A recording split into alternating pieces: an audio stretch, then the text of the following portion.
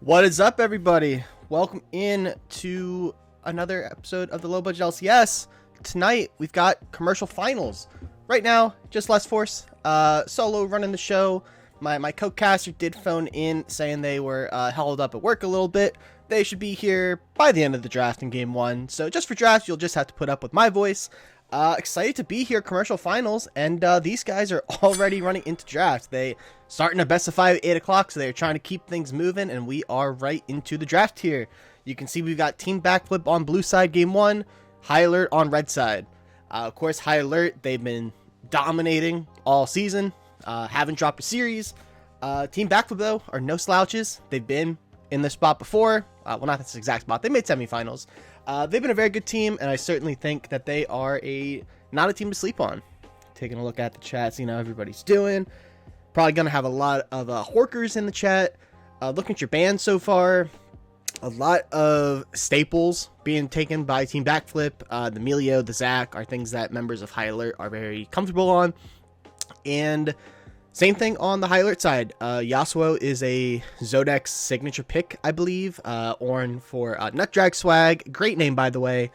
And the Amumu, just an all-around good, safe jungle. But they're actually going to switch over to the Varus. First pick coming up here for Team Backflip. Curious to see where they go. And they are going to hover the Seraphine. Not quite an insta-lock. Can be super utility, can play into anything, but it's going to be the B1 Syndra. That is, I think, a great pick. Him on High Alert, very proficient on Syndra, thinks it's very good. So you kind of get like a fourth ban in a sense by taking away this on B1. Now the answers coming through for High Alert. Have to wait and see. Yes, Sammy. No Aurora Yone. I mean, I'm fine without seeing those getting picked up. Not the biggest fan of Aurora, as we do see the instant Orianna answer into the Syndra with the Thresh Blind for Silver Spade 10, one of their signature support picks. Interesting thing with being blind is, you know, opens you up to kind of getting harassed a little bit if that's something that Backflip want to play into. I expect there's gonna be a lot of action in this bot lane. Two very good bot lane duos. So you have some Backflip support in the chat. Karma going to be that pickup, and I'm assuming that's heading into that support role for Zac M, and that's kind of that like harass poke that I was talking about. Because Thresh doesn't have the most range, and if you miss the hook, you're kind of exposed for quite a while. And I'm assuming we pick up the ADC here on B3 for I Enjoy LOL.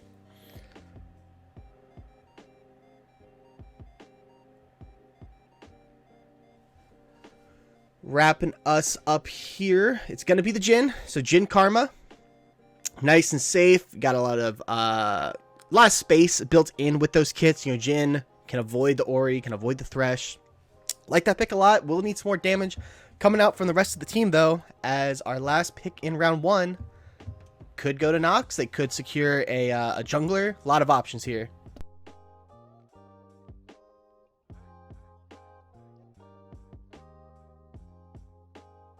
And they were hovering in a Amumu ban in the bans, but they're actually going to pick up the Amumu here on 3 for Panther. Panther with a bunch of numbers. I don't have them in front of me. There's like 7.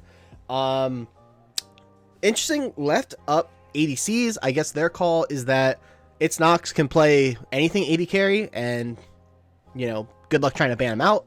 Of course, Nox does have a lot of good picks. Has the Lucian, the Aphelios, the Zeri, the Jinx. The Jinx is a big takeaway for Team Backflip. I like that a lot. A lot of Wombo so far on the side of High Alert, and Jinx plays super well into that, you know, assuming you get one reset. Top lane bans coming out for High Alert, though, trying to protect that boy Truth a little bit. Yeah, it might be a full phone number as the Udyr takeaway. That is a targeted pick toward Zax. No, it's only 6 numbers for Panther, so not quite a full phone number. That's close. We'll count it. We'll count it. Speaking of, while we're doing this, before we hopped on, shout out to King J Blue, which is I Enjoy LOL, AD carry for Team Backflip. They have subscribed.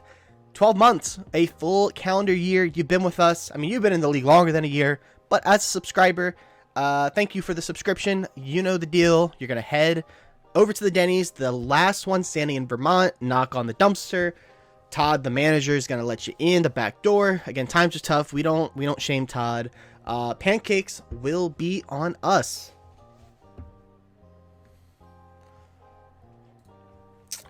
Ezreal, going to be the pickup in the bot lane. Nice and safe. Should be in a spot that Thresh could potentially look to move around the map, make some plays with this Amumu, with this Ori. Blind Garen picked up for Nutdrag Swag, which will be a fun name for sure to cast during this series. Leaves us with our jungle pick. Not often you see jungle fall to the 5th slot, but when you've got somebody like Zax, again, for those you don't know, Zax was a OG High Alert member, played on the team for several seasons, but this season has left the cause and has joined up with Team Backflip, picking up the Xin Zhao they played in semifinals. Currently a Mordekaiser hover for that boy Truth. We'll see if that is the answer into the Garen. Well, Sammy, I was assuming that you would take the compliment, right? Caster compliment cashed in by Sammy 2Slap as we've actually switched over to the Malphite. We'll see if Truth finalizes that. Back to the Mordekaiser, and that is going to be your draft for game 1. So, Sammy, let me do the predictions real quick, and then I will be happy to give you a... Let me just let them know that I am ready. Again, Papoba will come through at some point. We will take a look here. Let me do a little bit of this. Let's see. Game 1. We'll do the prediction, and then I will cash out your compliment. How are we doing tonight, chat? How is everybody's week going? We are halfway through the week. My week's been pretty good. Took a nice little nap before this series, anticipating it's going to go that full 5 games. They are a bit of a... It's a bit of a time commitment, so you got to be, awake. You got to be ready to go. As speaking of ready to go, the predictions are live. You got 5 minutes to get your gambles off. Sammy, for your compliment, you had a pretty you had a pretty good season. Didn't quite make it back to the the finals that you were aiming for after your championship win last season, but your team had one hell of a season. Ultimately, I think you've done a lot of good for the league this season. All of your work on the tickets, all of your help with roster moves. Again, it's kind of the dirty, blue collar work of the LBLCS. Everyone loves to play the games, but in order for the games to get played, somebody's got to do that facilitative stuff. So I definitely know that the league appreciates the work you put in this season. Let's take a look here. Angel, I'm sorry. I shouldn't have brought it up. I'm excited to see if Nefarious comes back with the full roster next season. If you guys look to come back, there was a lot of good things to see on the roster. Again, Sammy is one of those staples of economy, so I have no doubts that he will be back stronger than ever. Yeah.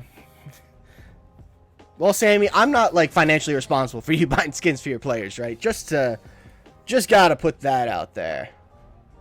Uh, let's see. Yeah, lot of armor, or I guess AD on the side of Team Backflip. You really only have that Syndra as your source of AP. I'm not really going to count Karma in that equation. I will say a lot of combo, a lot of wombo in that first three for a High Alert, and then you kind of pivoted a little bit away from it with the Ezreal, with the Mordekaiser. I don't want to say it's like synergistic, but it is a little bit of a shift. Speaking of shift, Ezreal. No, I think both these comps are good. I think that it's a little bit easier to execute on the side of High Alert, but it's going to be up to the Xin Zhao to keep the Samumu off the carries. You've got that R. You've got the Crescent Guard, I believe it is called. As I will switch us over to the in-game screen. So you guys can just make sure everyone's lining up where they're lining up. No shenanigans. Everyone went where we thought they were going to go. It is finals, so I'm not telling you to go big on the bets, but there's no bigger event than the finals, except for the All-Star games. Those are bigger. But either way, taking a look at our predictions. Where are we at here? So far, about 50-50. Again, coming into this, High Alert, they won all of commercial last season without losing a series, and this season they've gone the whole row. Is that a that's a surprise appearance? We've got Val. Hello. How we doing? I'm doing good. My headphones are dead, so I don't know if that's going to cause any sound issues. But I'm here. I don't know how long I'm going to be here, but I'm here. Hey, we will take you while you're here. Popova, said somebody at work's getting starting talking to tomorrow. I guess somebody didn't do what they were supposed to do, and so he had to pick up the slack. And PSC people, am I right? Let's see. I don't know if you've had a chance to take a look at these comps that we've got here. Anything sticking out in particular to you, team-wise, player-wise? Anything of note? These are both actually, like, for what it's worth, these both feel pretty like stock standard, which I think it makes sense, right? First game of maybe like a massive commercial finals for both of these teams. And you don't want to go too wild in the first game. And these are both like some really like they're very tight comps. Like the word I'm looking for. You've got like Syndra versus Orianna in the mid lane, Jin Karma versus Ezreal Thresh, Zinshao versus Amumu. The most like I guess like no like not normal but like kind of loose thing is like the Garen versus the Mordekaiser. And these are both kind of normal picks for I think both of these liners. Yeah, I think maybe it's kind of that game one. You don't really want to get off on the wrong foot. You want to set a good tone for the series, not go anything too extreme. Now, I'm sure if we get to like game 4, game 5, we might start seeing some of those pocket picks. Maybe the Twisted Fate top comes back out for that boy Truth. Maybe the Caitlyn top. Maybe I'm like not speaking that into existence. Perhaps Marksman tops are definitely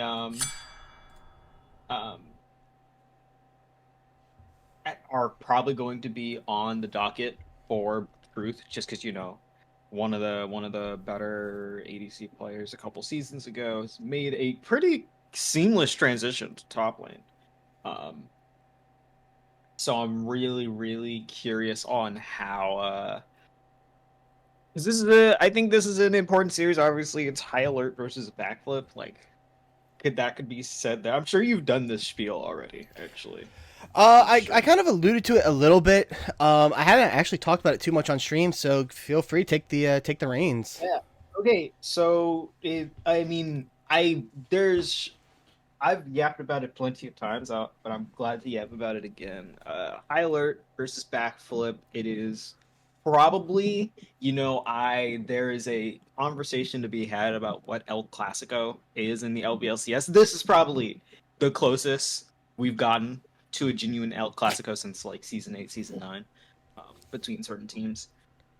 This is like for the last 3 seasons, these teams have not only been in each other's group, they've played very relevant regular season games against one another, and are now facing off in a very relevant finals. You have High Alert looking to repeat. You have Backflip looking to, put their name, etch their name in the history of the LBLCS, get their title, which I mean, they already have, in my opinion, but, it's nothing guarantees that you're remembered more than a finals win. Um, this is their second time finishing top 4. So I think there's some pressure, I think, all around. But I think one of the most important parts is that Zax has a chance to become a 2-time LBLCS champion, once for High Alert, once for Backflip, and being able to deny High Alert at the same of a third title at the same time is so fire. Yeah, that is one thing I am very interested in checking out. As of course, it wouldn't be finals without the spectator client not working the first time. We will look to reload here and get back in. Hopefully, it was just a little oopsie. Today is new patch. Swain just got a massive adjustment as we are in nice and quick. Had me a little worried there. Not going to lie to y'all. I'm really excited to watch Zax in particular. I think that is such a cool potential storyline. You're in that OG friend group of High Alert, with Bear and Frog and Kiale, and as this org has kind of evolved over time and brought in all these new players, Zax decided to, hey, maybe I want to go play for, some other people this season. And we see that a lot in the LBLCS, and now in the finals against your former org. You're not against your former friends, but you've probably got a lot of friends on the side of High Alert. So should be very interesting, and we don't see a whole lot too surprising here. Just a little bit of 5-point action on both sides. Yeah, I mean it is one of the few times where LBLCS really does right itself. This is such a strong good hook there from Silver Spade. Not gonna get too much more. Might force a quick reset though. Yeah, force a quick reset. Yeah, I think it's such a interesting scenario that I think Zax is in, but I'm super duper excited to see how that's going to make him play, because I know when I'm going against certain teams or players that I want to beat, I play way worse. I do not play better when I'm motivated, so I'm curious on how that will affect Zax in this matchup. Yeah, we see High Alert looking to keep that brush control. They see the spot lane. I'm expecting there's going to be a lot of shove coming out for Team Backflip. You have the Jin Karma into the Thresh. I think it's going to be, if the hook misses, you kind of just stand back and wait for the hook to come back up for the Thresh in particular. Jungle-wise, we see opposite side starts pathing towards different directions, but we do see that there was a ward put down at the Backflip blue buff, so High Alert should know where Zax is right now. Yeah, and then one thing I'm noticing comp-wise is that, I would love to see Nutdrag go for a early... A lot of poke coming out here with that level 2 advantage. Silver Spade having to burn that early flash. Just good level up timers there. Yeah, not ideal at all for the Thresh. You're kind of looking, if I'm Thresh in this lane, you're looking to make plays with the Flash Flay at level 2. Right, to get yourself some advantage, but Ezreal's not exactly a strong early ADC to kind of play off of that with. But Nutdrag, as I was saying, has to be an early Merc Treads buy here. You're up against triple AP topside. I would even suggest, well, I don't really know what MR Bruiser items there are, but you should definitely consider one of those as well. Yeah, definitely should invest in some tenacity early. We'll see if it's the Merc Treads. I know Garen's love to go, the Berserker Greaves for that attack speed, but sometimes you got to make that swap. As another good trade coming out here, but Nox actually going in. Zax getting pretty low. Flay doesn't connect. Does the hook? No, it does not. Saves that summoner too.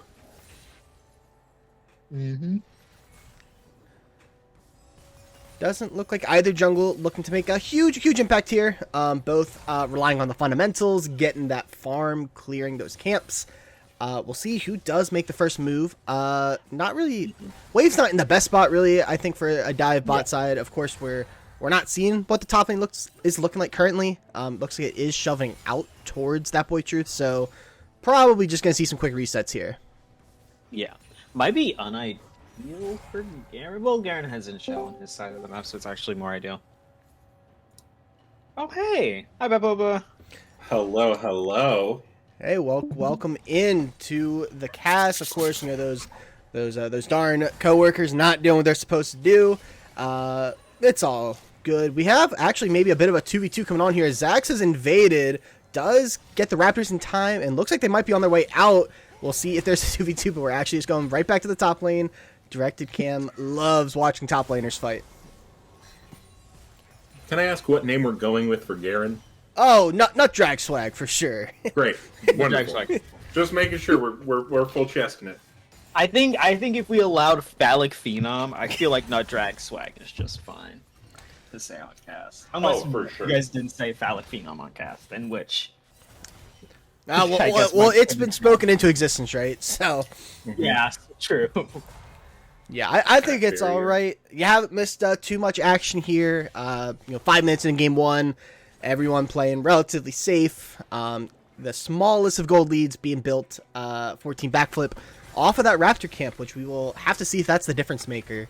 No resets yet for Panther. Is going to look to reset now, whereas Zach's already on that call field, so has that bit of a tempo advantage. Yeah, absolutely. I mean, I've been seeing Amumu's lately, and they scare me. Yeah, bro. I don't know when exactly this happened because I took a little bit of a break from playing League. But Amumu's these days, I feel like they can duel me and kill me, and also they're better at team fighting. So it's a champion that I'm currently looking at. I'm going, that's pretty good.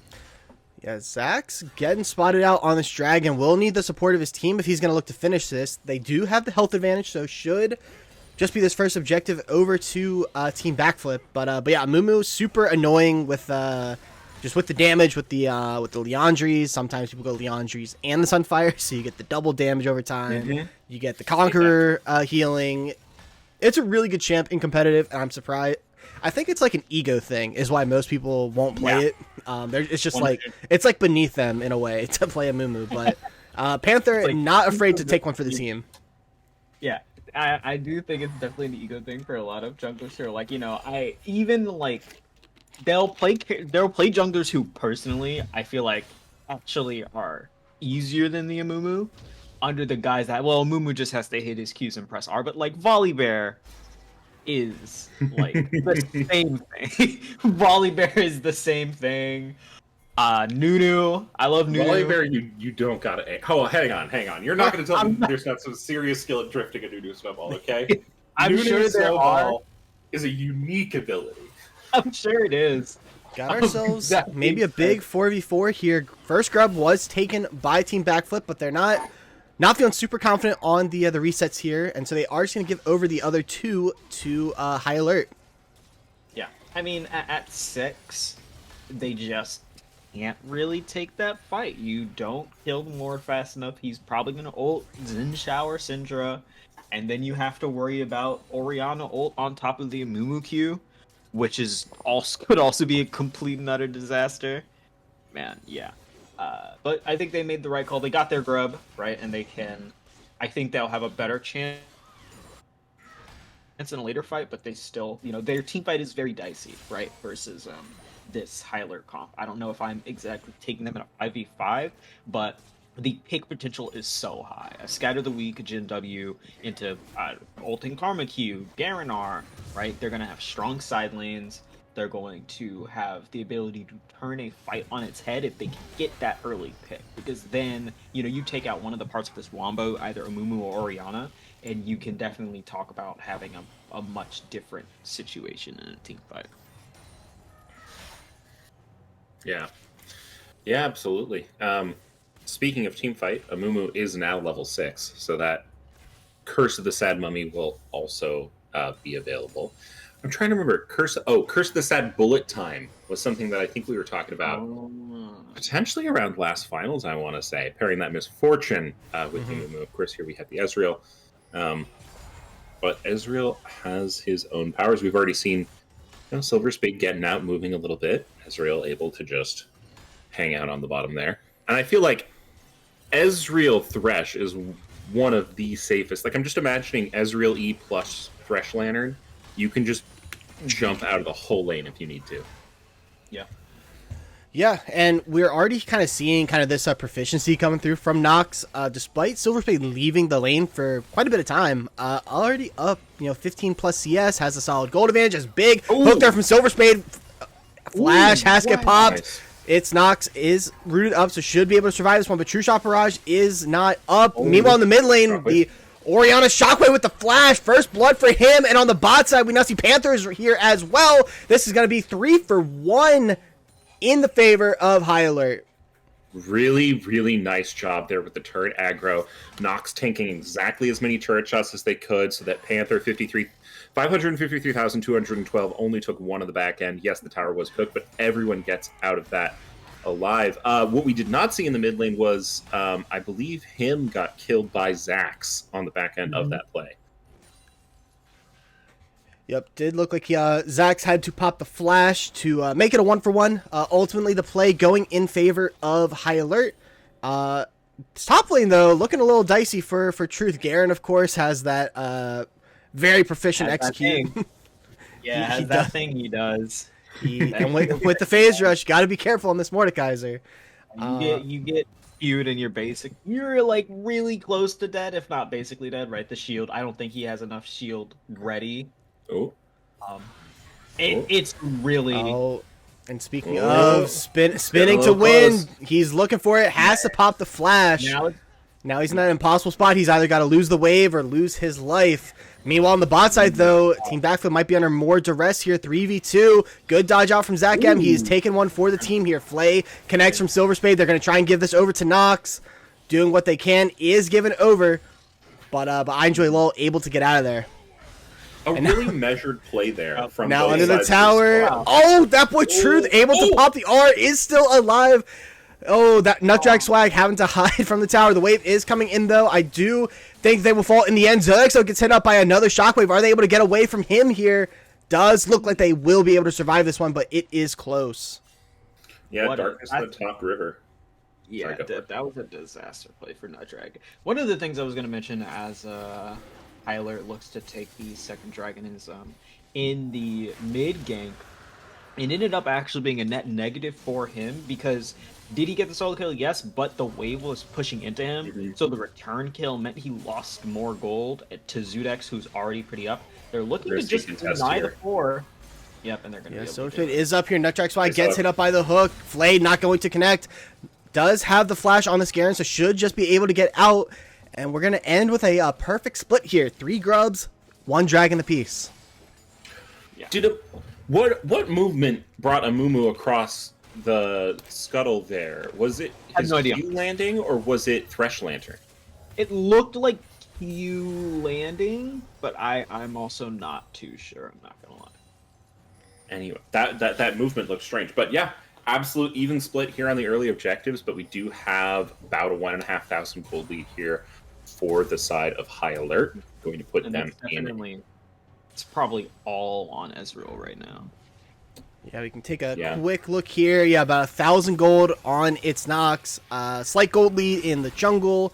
Actually, slightly ahead in the solo lanes for both sides of Team Backflip. So yeah, I mean, really, it's just come down to the solo lanes versus this bot lane. But its Nox is a very scary person to have a gold lead this early on. Yeah, Thresh also kicking it with about a 400 gold lead. Those 3 assists coming in clutch here on that champion. And this to me looks like one too many of the flex games that I've played recently where the Amumu is just going to run away with this. I mean, that's Leandri's coming out already. And if I'm a jungler, I'm scared right now. Yeah, the Amumu definitely should have their run of the Rift for a while. Completed items as well, though, for the Xin Zhao has that Eclipse. That's kind of the That's like the de facto rush right now for these, 80 bruiser style jungles. We'll see if Zax looks to make a play here. Again, this Thresh Ezreal so hard to really kind of punish, but there's the threat of punishment. Yeah. We're in a little bit of a lull state right now. Silver Spade 10. Just going to be doing some ward clearance. Zax looks mid, but gets dissuaded. Nice dodge from him there. A little bit of a backstep. But yeah, let's talk, while we have a little bit of a lull, about everyone's favorite question. Who wins the scaling matchup? As we do see Panther coming in here. Yeah, good scatter going to push away Panther. Means Zodex will be able to survive this one. Maybe now we have time for the question. Yes. Who do we think wins the scaling match? Granted, there is a little bit of a lead right now, but all things considered, we are in a pretty even game state. If this game goes 40, 50 minutes, who do we think ends up having the advantage at max items? Because to my eye, these teams do look pretty well balanced.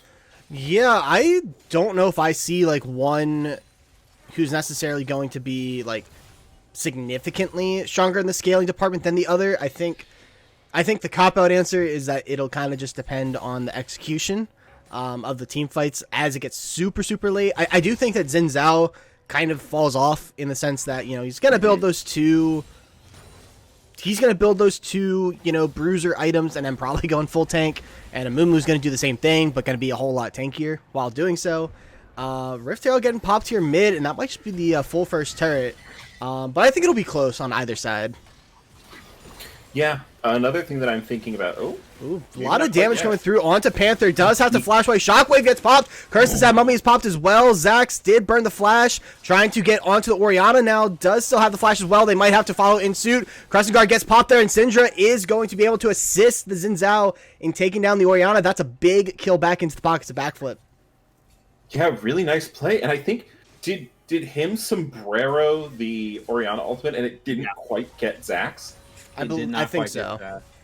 Really nice movement there from the Xin Zhao player, and some really great usage of the wind becomes lightning. Yeah, that was the Ooh, curtain call gets popped here. Nox is pretty low. Silver Spade should be able to tank this one up. Oh, that last shot almost swerved past the Thresh. Nox will be able to survive this one out. Dragon, though, is going to be interesting because a lot of ultimates just got used in that mid fight. Resets should be coming through from both bot lanes, so I'm curious who tries to force this one. Yeah, I mean, only 16 seconds left. I don't know if you want to be resetting right now. If you are looking to go for the Drake, looks like Xin Zhao is coming down here. He's actually going to go aggressively. Oh, yeah, Silver Spade going to have to walk this one out. Have to be careful, though. That is going to connect, and that's going to be a teleport coming in from that boy Truth. Zax might have bitten off more than he can chew, and just going to get popped here by its Nox. Has that mana immune, and that should just be the dragon going over. Yep, I mean, using the TP away from that boy Truth, but it's a great utilization. They managed to kill the enemy jungler. That is going to secure this dragon for them. We will have to see that boy Truth actually electing to stay and help finish off the Drake. Nutdrag Swag, in this instance, may be able to get a lot of gold, and in fact, there it is. That is going to be the first turret for Nutdrag Swag. So I would actually be interested to see the gold economy now on the top laners, if you wouldn't mind too much. Ooh, good flash force there from Silver Spade. Going to be able to survive that despite the True Shot Barrage. Take a look at the gold. Yeah, that Garen up about 1,200 thanks to that first tower. And Garen's one of those champs where if they're able to build a lead, it's really hard to kind of shut them down. So a lot of pressure on Truth, not just in the lane, but even in terms of like once these top laners actually start interacting with the rest of the team, keeping this Garen off of your Ezreal, off the Orianna, because they will get one shot. As Zodex looking to maybe get an execute, not going to quite have the damage. Oh, but Nox though does get hit up. We're just going all over the place. Nox, they are just running him down. Does have the shift, so should be safe here. Sorry, my washing machine's going off. No worries. Gotta keep the clothes nice and clean. Might have ourselves a little bit of a lull state here as him looking to pick up this first tower, but might pay the ultimate price. Going to flash away from the E. Shockwave does connect. And well played. The reinforcements.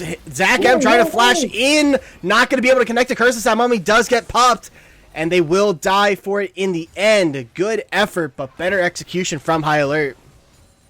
Yeah, that was such a back and forth play. I mean, a really, really crucial lantern there from Silver Spade. That's what I really hate playing against Threshes. When that lantern comes in on someone I thought for sure I was going to get a kill on, and Panther all of a coming sudden to they're contest over two these. walls. Coming to contest this. Red did just pop their R though. Redemption coming through is going to get popped, and Garen able to pick up the kill with their R, but the Ezreal is now here. Garen nowhere to run. I don't think they're going to be able to outrun this one. Nox on a killing spree. Interesting shutdown gold there. I can't think of why it would be 244 gold specifically. They did update it, right? It's a rework. Yeah, it's based off of the gold difference now, I believe, I see. rather than anything else. Interesting. And so Well, we're yeah. gonna get some interesting numbers from what I've heard. So we can get like a 231 gold shutdown. Yeah, I had a 215 the earlier today, but I'm sure there's other stuff. There's Earlier crazy. today. Yeah, these mid laner. Orianna R is going to get popped. Matched with the Syndra R. Zodex taking the solo kill 1v1, but you got to get out of here quick.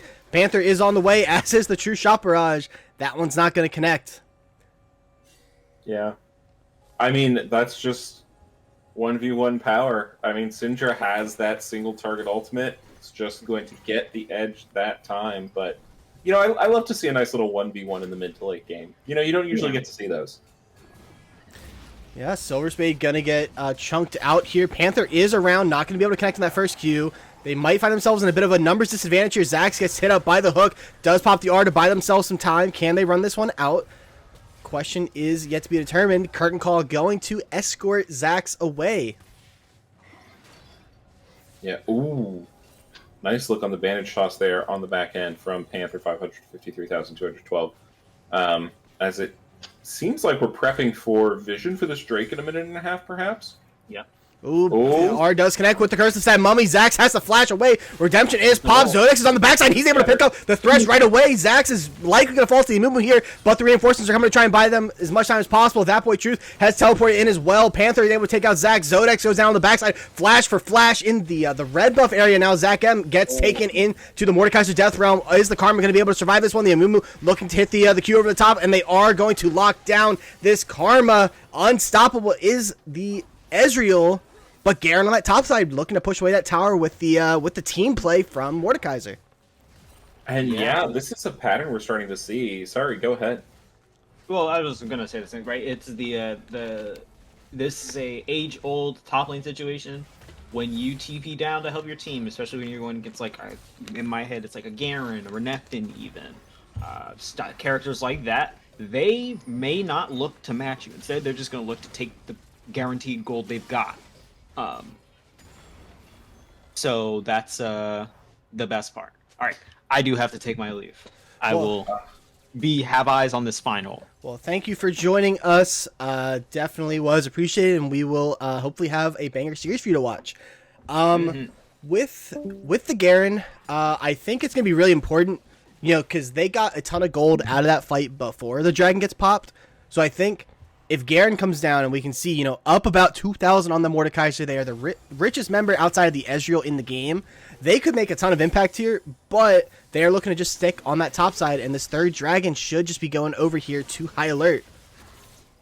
Yeah, and that third dragon point is a lot of pressure the next time the objective spawns.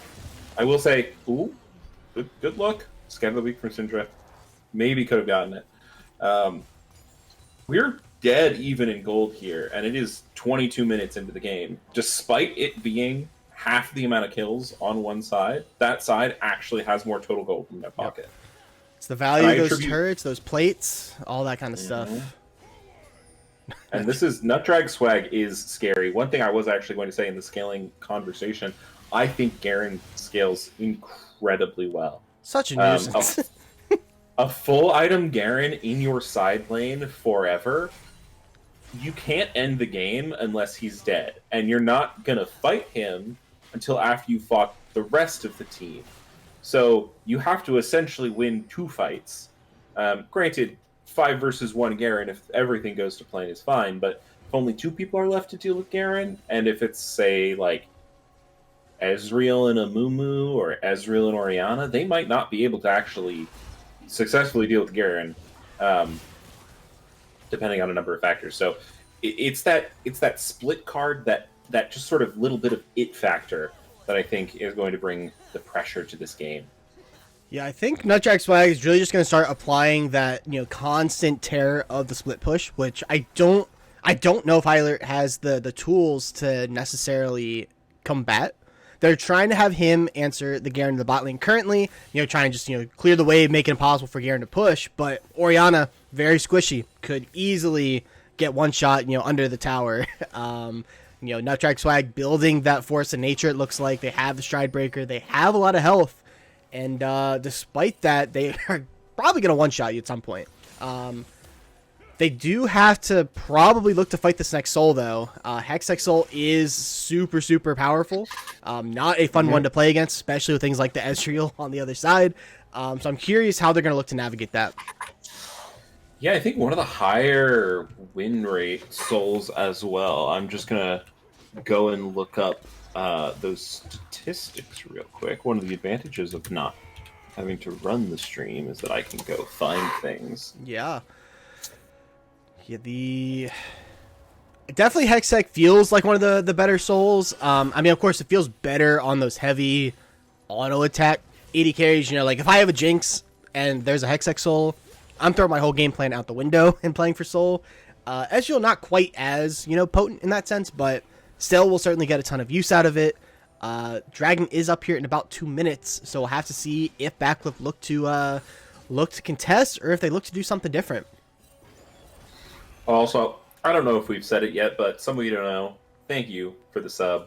You've been here for 59 months. Sheesh.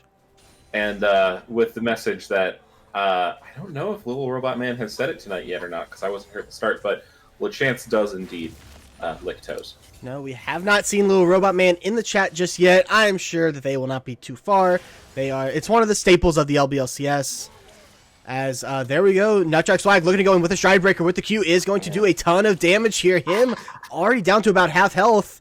You wait for the cooldowns to come back up, and Garen can look to do this again. Panther is around though, and they will see him, so gonna have to pay a little bit of respect. Taking a look at the gold.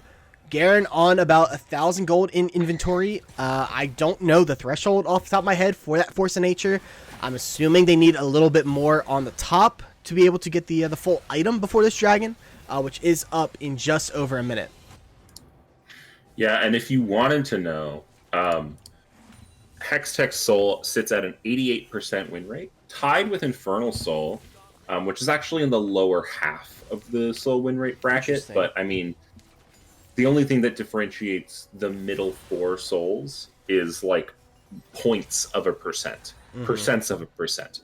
The best soul, as we all know, is Zach's getting hit up by the hook, goes in, but taking a lot of damage here. Good R from the Zinzao is able to keep the Amumu away. Flash in from Amumu. Curseless that mummy connects on it too. Zach's flashed away, but is going to still drop there in the end. And now Andre Lowell has to pop both summoners. Karma is out of here, and we have the TP coming in for Nutjack Swag. Is going to execute that Amumu, and now they are running rampant onto the backside.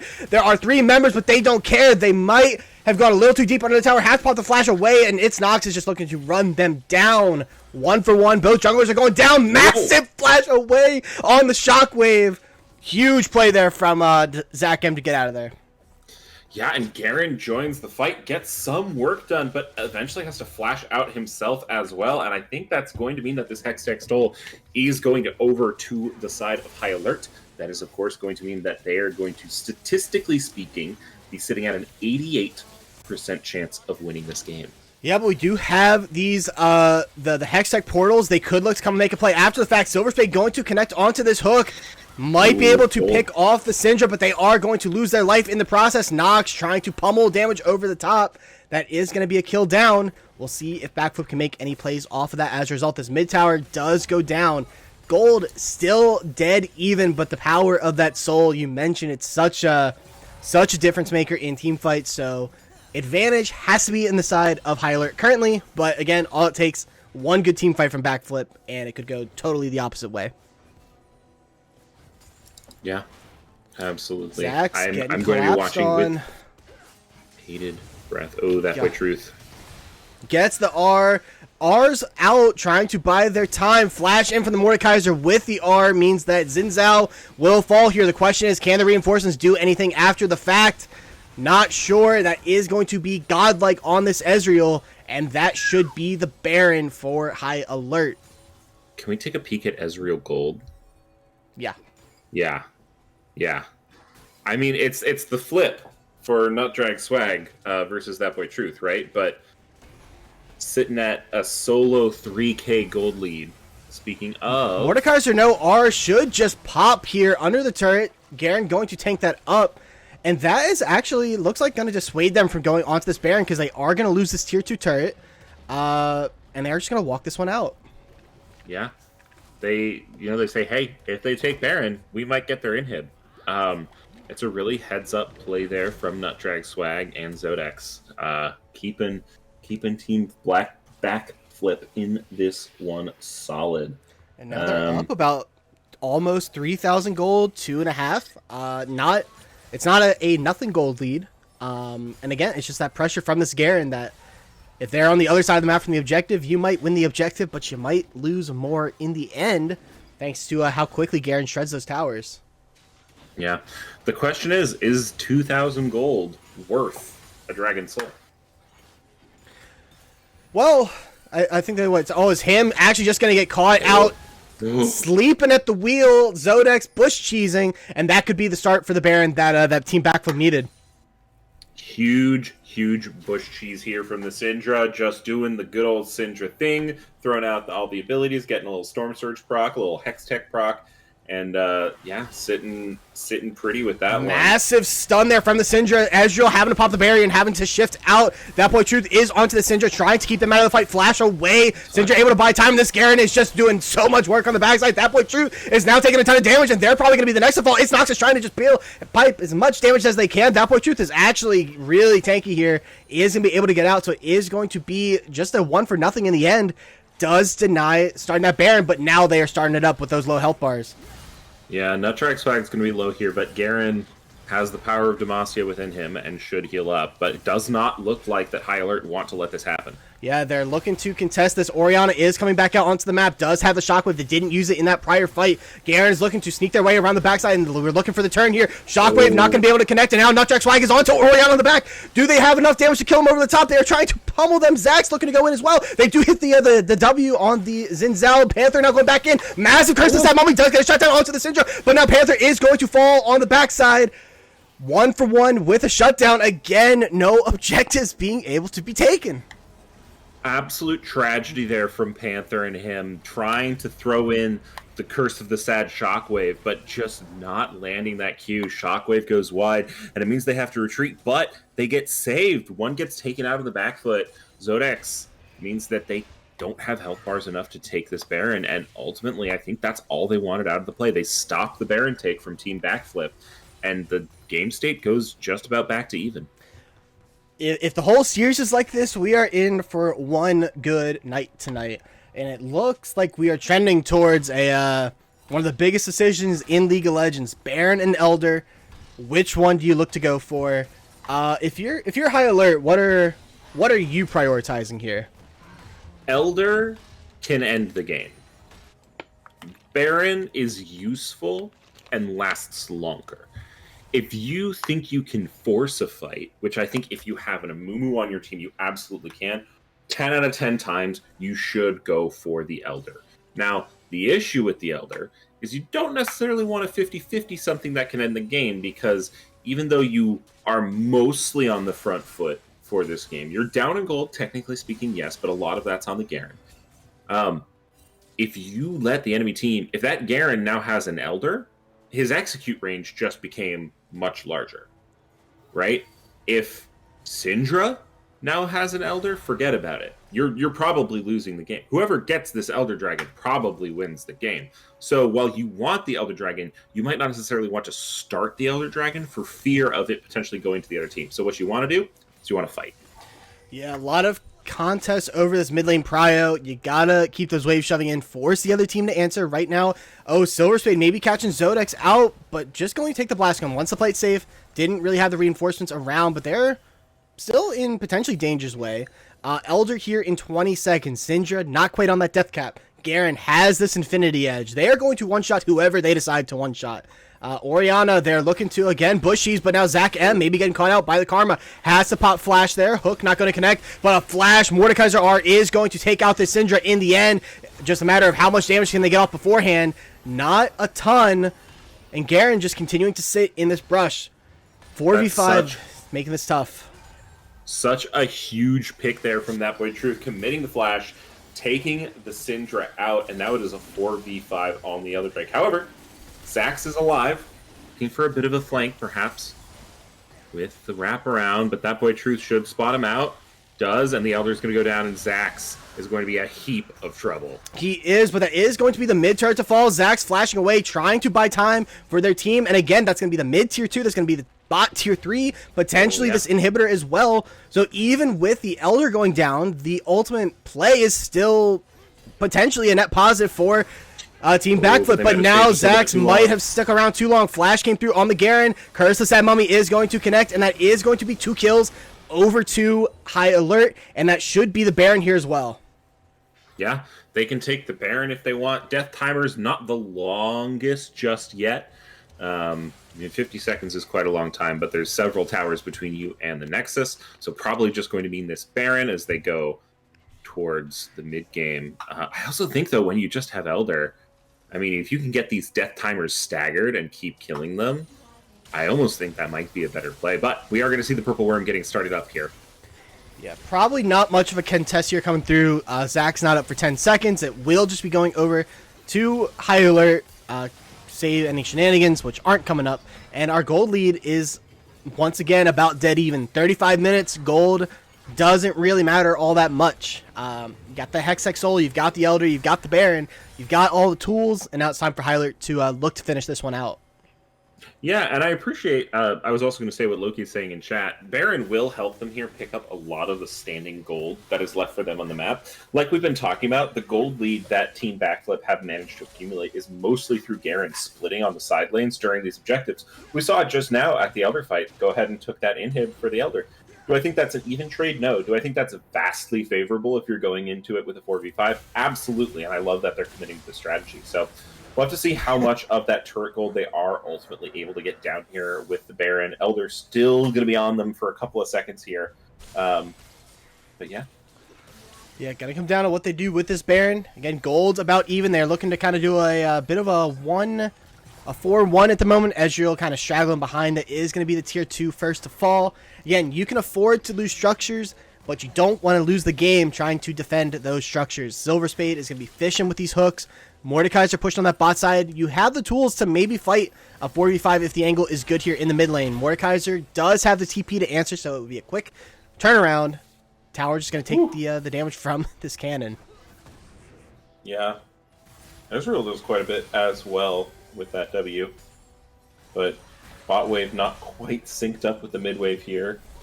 Elder is expired, if I'm not incorrect.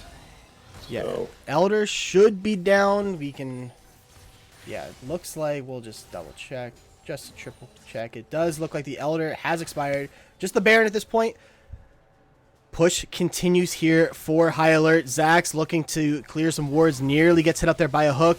Mordekaiser taking a lot of damage here. Has the shielding, but they should drop here. But look at the base. Everyone is pushing on the top side. And Mordekaiser doing so much damage to Zax here. Going to pick up a 1v1 here. That is going to be the curtain call popped. They are able to pick Mord up in the end. But Nutjug Swag is going to get taken out by the Curse of that Mummy. Hook immediately hits. Oh, a massive stun there onto multiple members. Nox gets taken down. A massive shutdown in response. But now the hook into the shockwave connects onto 2 members. And all that is left is I Enjoy LOL on this Jhin. 3 versus 1 with the Baron.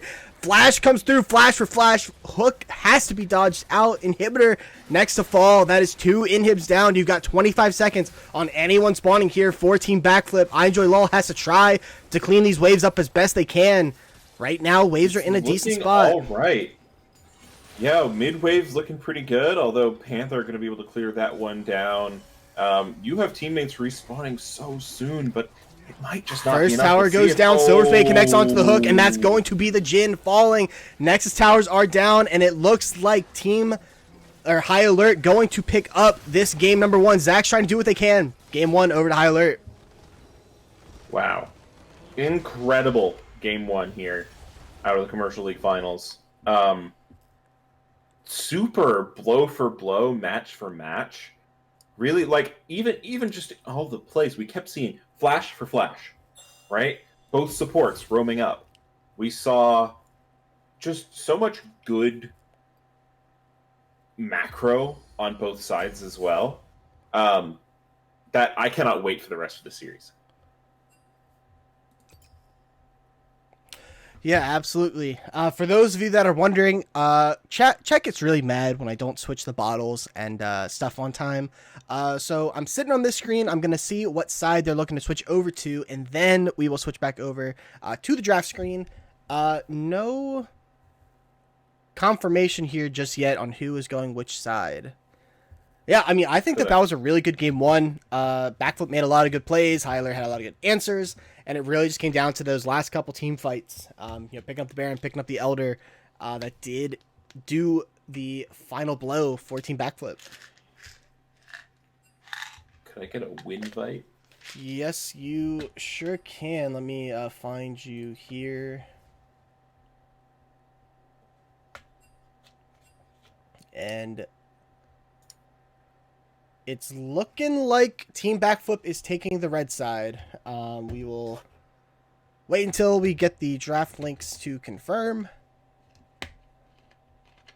Yeah, and I have to say, I mean, I think it was a really good game from Team Backflip. I think they just couldn't quite translate, or maybe they didn't feel that they had a gold lead. I'm not sure. What would you like to see here?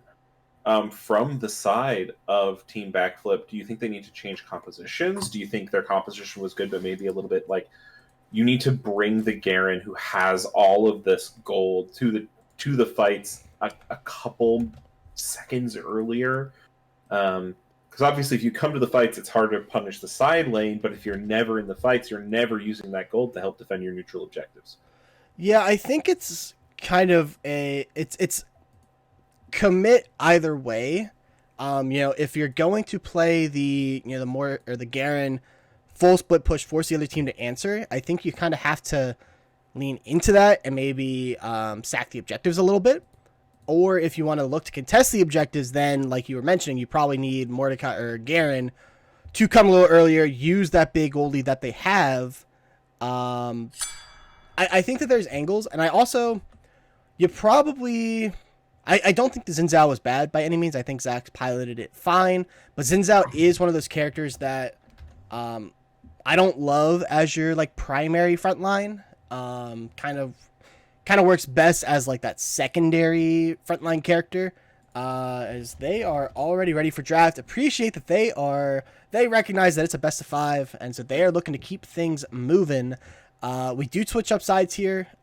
Maybe have something a little bit more tanky for Zax or Zach M. However they want to switch around their draft here. Yeah.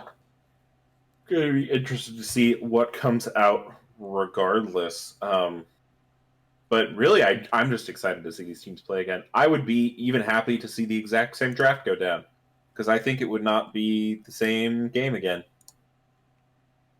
Okay. I can do the... Here, I'll do the predictions. Of course, chat needs to be able to gamble. Mm-hmm. High Alert took game 1. Yes. Yes. There we go. How many schmecks were there, huh? Just a crisp 55K. Oh, come on, we can do better than that, chat. We're more degenerate than that. I mean, I think back to the what was the Econ finals of last season, where there were nearly a million schmeckles put on the line in game 5. That was a little degenerate. As we have started up draft here, I'm curious if Backflip looked to take anything away. Again, when it comes to Nox on that AD carry position, it's one of those. I don't want to say it's like a fool's errand to throw bans, but they have so many picks that they can do well on that, you ban away the Ezreal this game, then they'll go the Lucian, or they'll go the Zeri, or they'll go the Xayah. There's so many champs that they have, and so it's maybe it's worth leaving up the Ezreal and just playing something different on your end. We'll see what the adaptations are here. Banana Man, the answer is always yes, but bet responsibly. That is, we don't follow the Bigfoot school of thought most of the time. He believes in just all inning every game. Bet what you can. That's how you become the mighty fool. Yes, living up to his moniker. Thresh going to be the takeaway from Backflip. They don't want to see Silver on that again. Yeah, I like that. The Thresh, super annoying last game. My God. Or if you're, on the side of High Alert, really, really fun to play with. Yeah. It's the flip side of the coin there. I mean, that's just one of those things, right? And it's like minor tangent as we're early in the draft. This new champion that's coming out. I feel. Have you seen what this champ does? All I know is they have an ability called Public Execution, and that's it. It's like, it seems like they have an infinite amount of dashes anytime they hit an ability. As High Alert going to take that B1 Syndra, that's looking like it's going to be a big prio pick this series. Anyway, small tangent. That the new champ seems like it's so much fun to play, but so unbelievably unfun to play against. Kind of that catch all. Oh, what do you mean we didn't switch? Oh, you are so right, Sammy Two Slap. I apologize. High Alert is on blue side this time. Him on the Syndra with the Zyra Rakan for High Alert. Drag those over. Yeah, I love it. Ooh, Yone Zach coming out of this response from Team Backflip. That is a lot of incredibly long distance engage. Now, I will say Zyra Rakan certainly have the tools to help avoid a slingshot, help avoid a Fate Seal, but Syndra is going to be a little bit of a sitting duck here. Yeah, I like the adjustment from Backflip. They kind of did a lot of what I was saying, get those frontliners. Zach was a takeaway, or it was a ban last time away from Panther. This time they're looking to take it for themselves. Zach's on the Zach. And you got the Nautilus, who I really like Nautilus into Zyra Rakan. You think of them as like a very, like the ultimate, like, peel, disengage with the R, but Nautilus R on a Rakan can do so much work. Rakan dashes in and dashes into their enemy team with the R in tow. And the Yone, I think that is also a signature Zodex pick. I think they're the the Wynn brothers aficionado of the LBLCS, the Yasuo and the Yone. Bands coming through, a lot of tanks. Poppy, Amumu, Urgot, and Garen taken away from Nutdrag Swag. If my memory serves correct, that means that Malphite is next up on the pecking order for Team Backflip. I think I will say, Misfortune picked up. Don't Malphite if Silas is open. Okay? Just don't do it. As someone who's been there, done that, It's not worth it. It's not great. Even if the Malphite player has such a fun time landing into whoever their AD top laner is, you're not going to have a good time when the Silas is Malphite ulting your entire team. Listen, Evdingus has done things to me, okay? And I don't like them. Hasn't he done it to us all? Yeah. Actually, that's a rite of passage. Before you can truly call yourself a part of the low-budget LCS, you have to have had Evdingus, Silas, Malphite ult you. Oh. That's I don't make the rules. Oh, see, I was thinking it was just like Evdingus just kind of like griefing you, right? Because I was thinking that works too. I was watching him play some solo queue yesterday with Memer Sticks, and the jungler was pleading for Evdingus to not take the red buff. Took it down to about 100 HP, waited for the jungler to come over, and then autoed it as Sivir. And oh, when he's playing Sivir, though, you gotta let Evdingus carry when he's playing on Sivir. That's the Evdingus. He might have been 2-11 or something, but he did win the game. A lot of AP on the side of High Alert, maybe trying to dissuade that Malphite pick, and it's going to be the Dr. Mundo for Nutdrag Swag. Interesting. I wonder if this Mundo is going to have a similar playstyle to the Garen in terms of the side lane, or if it is going to come more into these team fights here. I would expect it to come a little bit more into the team fights, but yeah, I'm excited to see what happens. The Lilia adaptation coming out here from High Alert with the Mumu not available, good AP damage, burn, AoE ult works pretty well. Not exactly the same thing, right? A little bit less tanky, but maybe able to farm it up a little bit quick. If I remember correctly, you are a bit of a Lilia enjoyer. I love Lilia. I haven't played it a ton this season. I've been playing a lot of J4 as it is super strong right now. But I will always come back to Lilia. I will say and maybe this is just like the way I prefer to play Lilia, but I don't love it with the rest of the picks that high alert have. And maybe that's like selfish of me, like because Lilia, like I prefer playing it when you have like that front line to kind of eat the initial damage for you, and you can kind of build up those the passive stacks and really look to run rampant. But Lilia, you're kind of in like flash R duty in this comp. You don't have a Nautilus to set up the engage. You don't have a Rel. You're kind of the one. I mean, Rakan can go in, but of course Rakan's not necessarily able to like stand up and tank a whole lot of damage. It's like when Rakan goes in, you got to go in and hope it works out. But there are a lot of good tools, I think, for high alert here. Very strong team fight, but again, you look at Backflip, Yone, Zac, Nautilus, Misfortune, that's almost even stronger. Yeah. And we are having a little bit of a fun conversation, I'll say, in the lobby. Should I put up the betting? Or you put up the betting already, I see. Kill vows. You know what? Why we should... Well, we had a little bit of a lull time, right? So I figure, because they're, and you know what, we'll let the chat read this conversation a little bit. They're talking about rice. I guess someone had to run to the bathroom. Chipotle versus Qdoba. I'm gonna say I don't eat Chipotle or Qdoba because all of that food is pretty easy to make at home. But to each their own. Mm-hmm. I think I do like Qdoba a little bit better though when I've had it at like functions and stuff in the past. Yeah. I don't know. What's chat think? Yeah, I mean, chat. We've got a minute to kill here. This is the time for nonsensical questions. Where are we at on the Chipotle versus Qdoba discussion?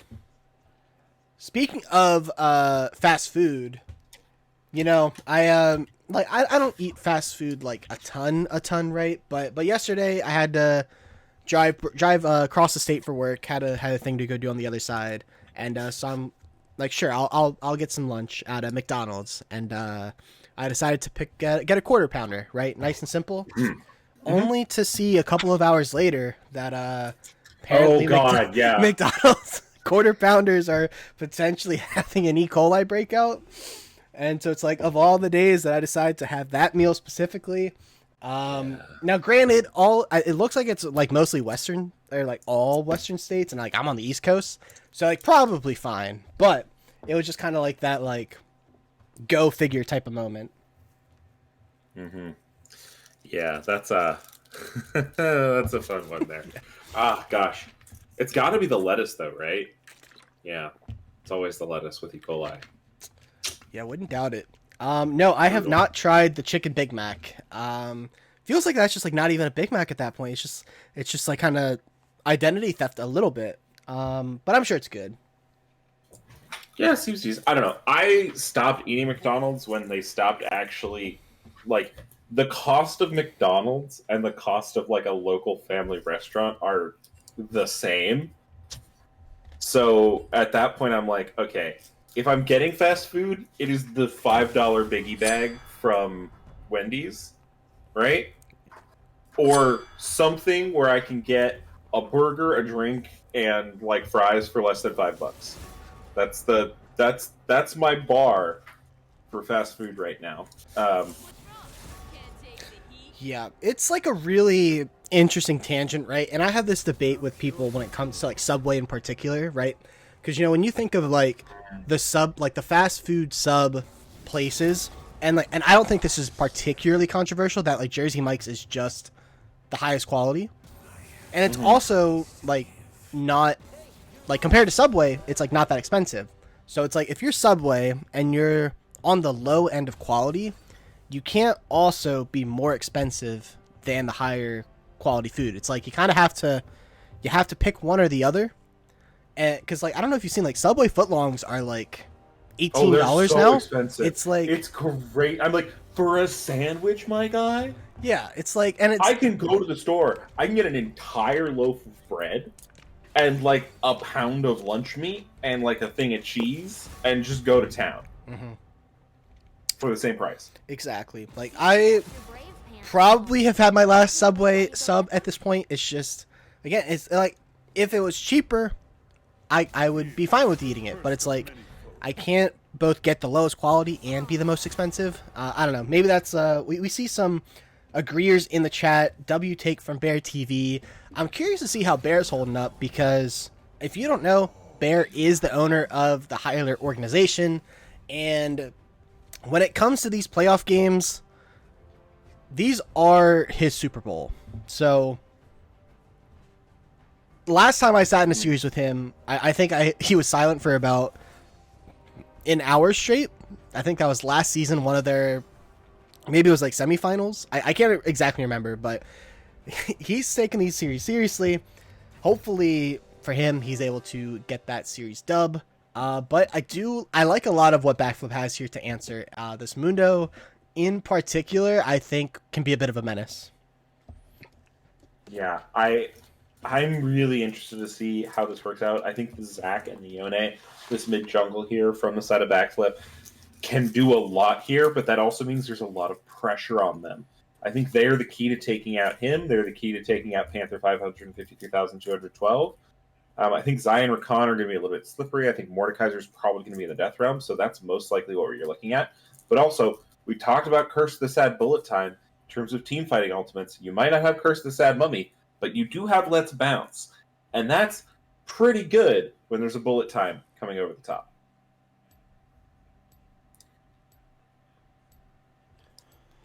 But taking a look at the predictions so far, we've got 100K Schmeckles, proud of you, chat. Proud of you. Good job. yeah, that is a lot. Wisdom and Frog Guy. Now if you don't know, Frog Guy is a High Alert member, so he is playing. And I've talked to him a bit. He's a big proponent of the like, I come out on top either way philosophy, where it's either High Alert wins the game or he's making a lot of schmeckles. But there's like two sides to that coin, right? Because you're also guaranteed to lose with that logic. Like there's no world that you like double win. So I don't know. Maybe that's like too philosophical for today. But a lot of schmeckles being put down. We'll see if Backflip have the answer, even up the series, or if they're going to be putting themselves on match point here early. Down 2-0 is a tough pill to come back from. Yeah.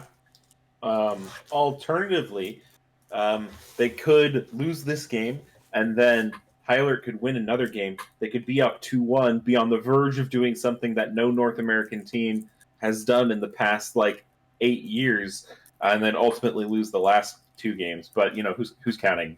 When would that even happen? Yeah, not me. I don't know what we're talking about. Because have we talked, actually, to just totally break that bit for a moment about FlyQuest? Yeah, Has that been man. discussed? No, we haven't talked about that. What so it's funny. I haven't bet on DraftKings in a long time, but I was like, you know what? I feel pretty confident that FlyQuest is going to win a game versus Gen G. So I put some money on them because the odds were really good. And but I didn't wake up because it was at 8 a.m. and I could sleep in for work. I got my ass up I wasn't up at 5, but I was up at 6 a.m. to watch that series. By the way, anyway, continue. So I wake up because it was on a Saturday, I think. And I wake up and I wake up in the middle of game 3 and I see that it's 1-1, and I just put my head back on my pillow because I'm like, oh, I won, because it was the bet was the total amount of games going to I said it was going to go to 4 games, and I was like, it's guaranteed to hit. I woke up during game 4. I did get to watch the Nidalee kind of run rampant, unfortunately. And then I watched all of game 5, and real shame. Of course, at this point, I think spoilers don't, if you haven't seen it at this point, I apologize. Pause the broadcast. Pause skip the broadcast. forward for like 5 minutes if you don't want to hear spoilers. Yeah, FlyQuest, unfortunately, they were a bit unlucky with the Rift. Like the Dragon Soul, did ruin their Sneak Baron.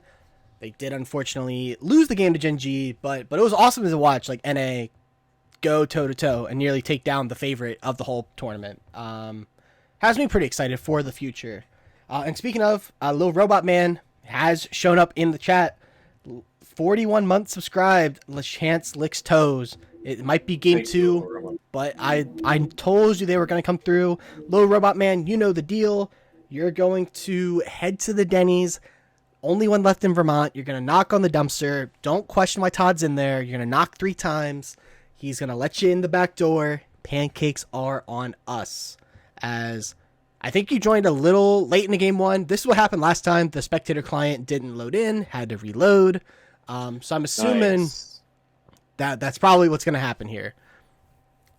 Now, something interesting I do want to point out while we're here. Panther 553,212 is using the subtitle "The Secret Weapon," which is the title you get for getting Mastery Level 10 on Zac. Now, they're not the one who's playing Zac. Zax is playing Zac. So, interesting to see there. It makes me think perhaps Zac was a bit of a pick away as well as a pick for Zax.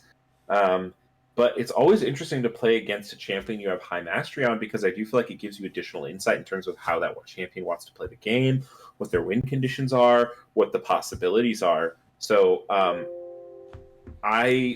yep, there's the error. I would love to see it, like, I would give a lot to hear the comms of what's happening right now, or not right now, but once we get into game, in terms of like, is Panther calling out, hey, Zac can be here. Hey, Zac can do this. Hey, Zac is going to try to do X, so we're going to counter it. I think that's a really unique opportunity there. Yeah, I was able to load back in right away. Not sure if you had the same fortune. Here. I'm at 11, 12, 13, 14, 15, assuming we're on the same pace. Yeah, we're good. We're good. Perfect. I don't have the count, of course. That is near and dear to your heart. Oh, a little appearance. Sammy, get him away from him. Zac, as actually, we might be seeing a little invade here coming out from Backflip. Zac is one of those super hard junglers to deal with, as him is playing a dangerous game here. Panther, Zac could look for the flash here on the Nautilus. Does it connect? They are going to hit up the hook, and it is going to connect. A lot of damage comes through. Not going to burn the flash, though. And Panther just going to be able to take that reset. Critically, the guy there, landed a Q and hit first strike. If I actually, can you hit X for me for a moment? That 13 gold might make the difference. That's 13 gold. That's that plus 13, baby, all the way to the bank. Yeah. I was gonna say with the Zac, it's one of those junglers that kind of warps how the game is played. You know, the angles that ganks come from are so unique compared to just about everything else that, you know, him, Truth, even Panther in their own jungle have to be careful of where the Zac is looking to come in from, as we see both jungles starting at their Raptors. I'm not as familiar with the Zac start. Lilia, of course, loves, do the Raptors into the Krugs, into your red, and just do that, the full clear merchant behavior. I think Zac wants to do a similar thing. Most of his abilities are AoE, obviously relying on that W to do the majority of the work. So probably a very similar path. Plus, if you take E, you could just jump over, but I'm not sure if you take E second. Looks like you might take Q second, because he did walk all the way up there to those Krugs. So we're going to get, actually not mirrored pathing. Looks like Panther is going for red buff second. Yeah, just wants that extra burn on the camps. It's a slightly quicker clear, but it does come at the downside of a little bit of desyncing on the timers. Early push here in the advantage of high alert. And mid lane, I anticipate, Yone will cause a ton of problems later in the game, but I think at least in the early stages, Yone kind of just going to get poked out with the range if I had to give my expert opinion, which probably means it's wrong. But we'll see how that one plays out, as nothing too interesting so far. Yeah, we are vibing. I expect we'll see something interesting here after Zach's first clear or so.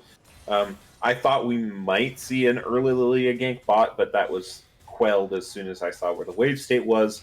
When I see someone do Raptors red Krugs, it makes me think they might want to tap bot, but Lilia never really going to want to gank that early, so probably not going to ever happen. But True. Worth talking about nonetheless. What is this Nautilus skin? Is this a Victorious skin? I actually didn't see which Nautilus skin that was heading in. That it looks like maybe great. it's the. Is it maybe the Hextech one that came out? It's not called Hextech, but like the one that was in the Hextech shop. Where's Sammy?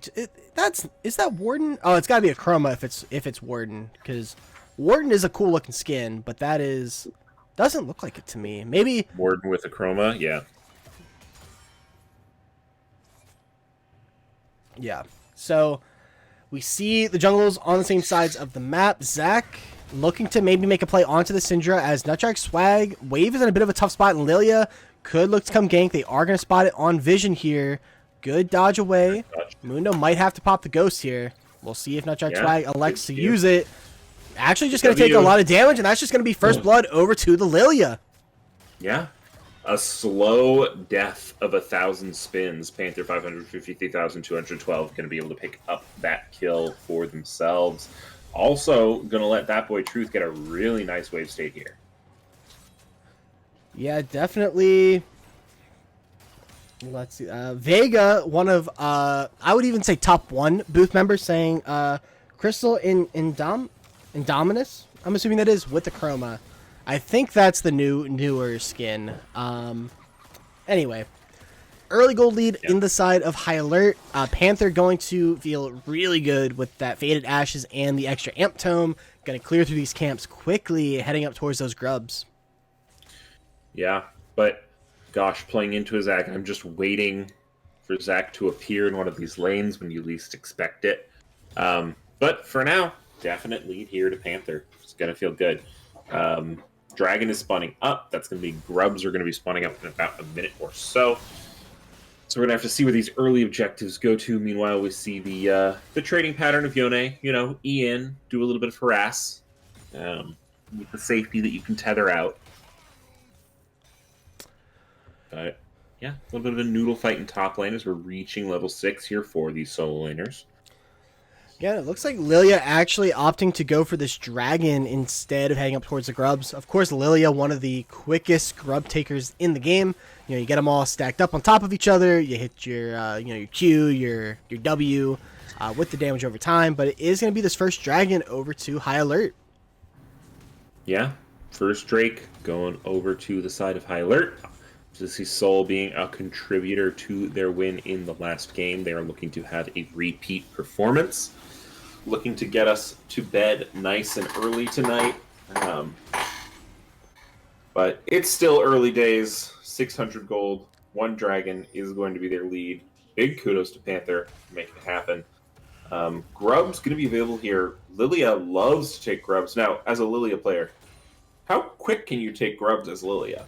You can take them pretty, especially with the extra Amp Tome.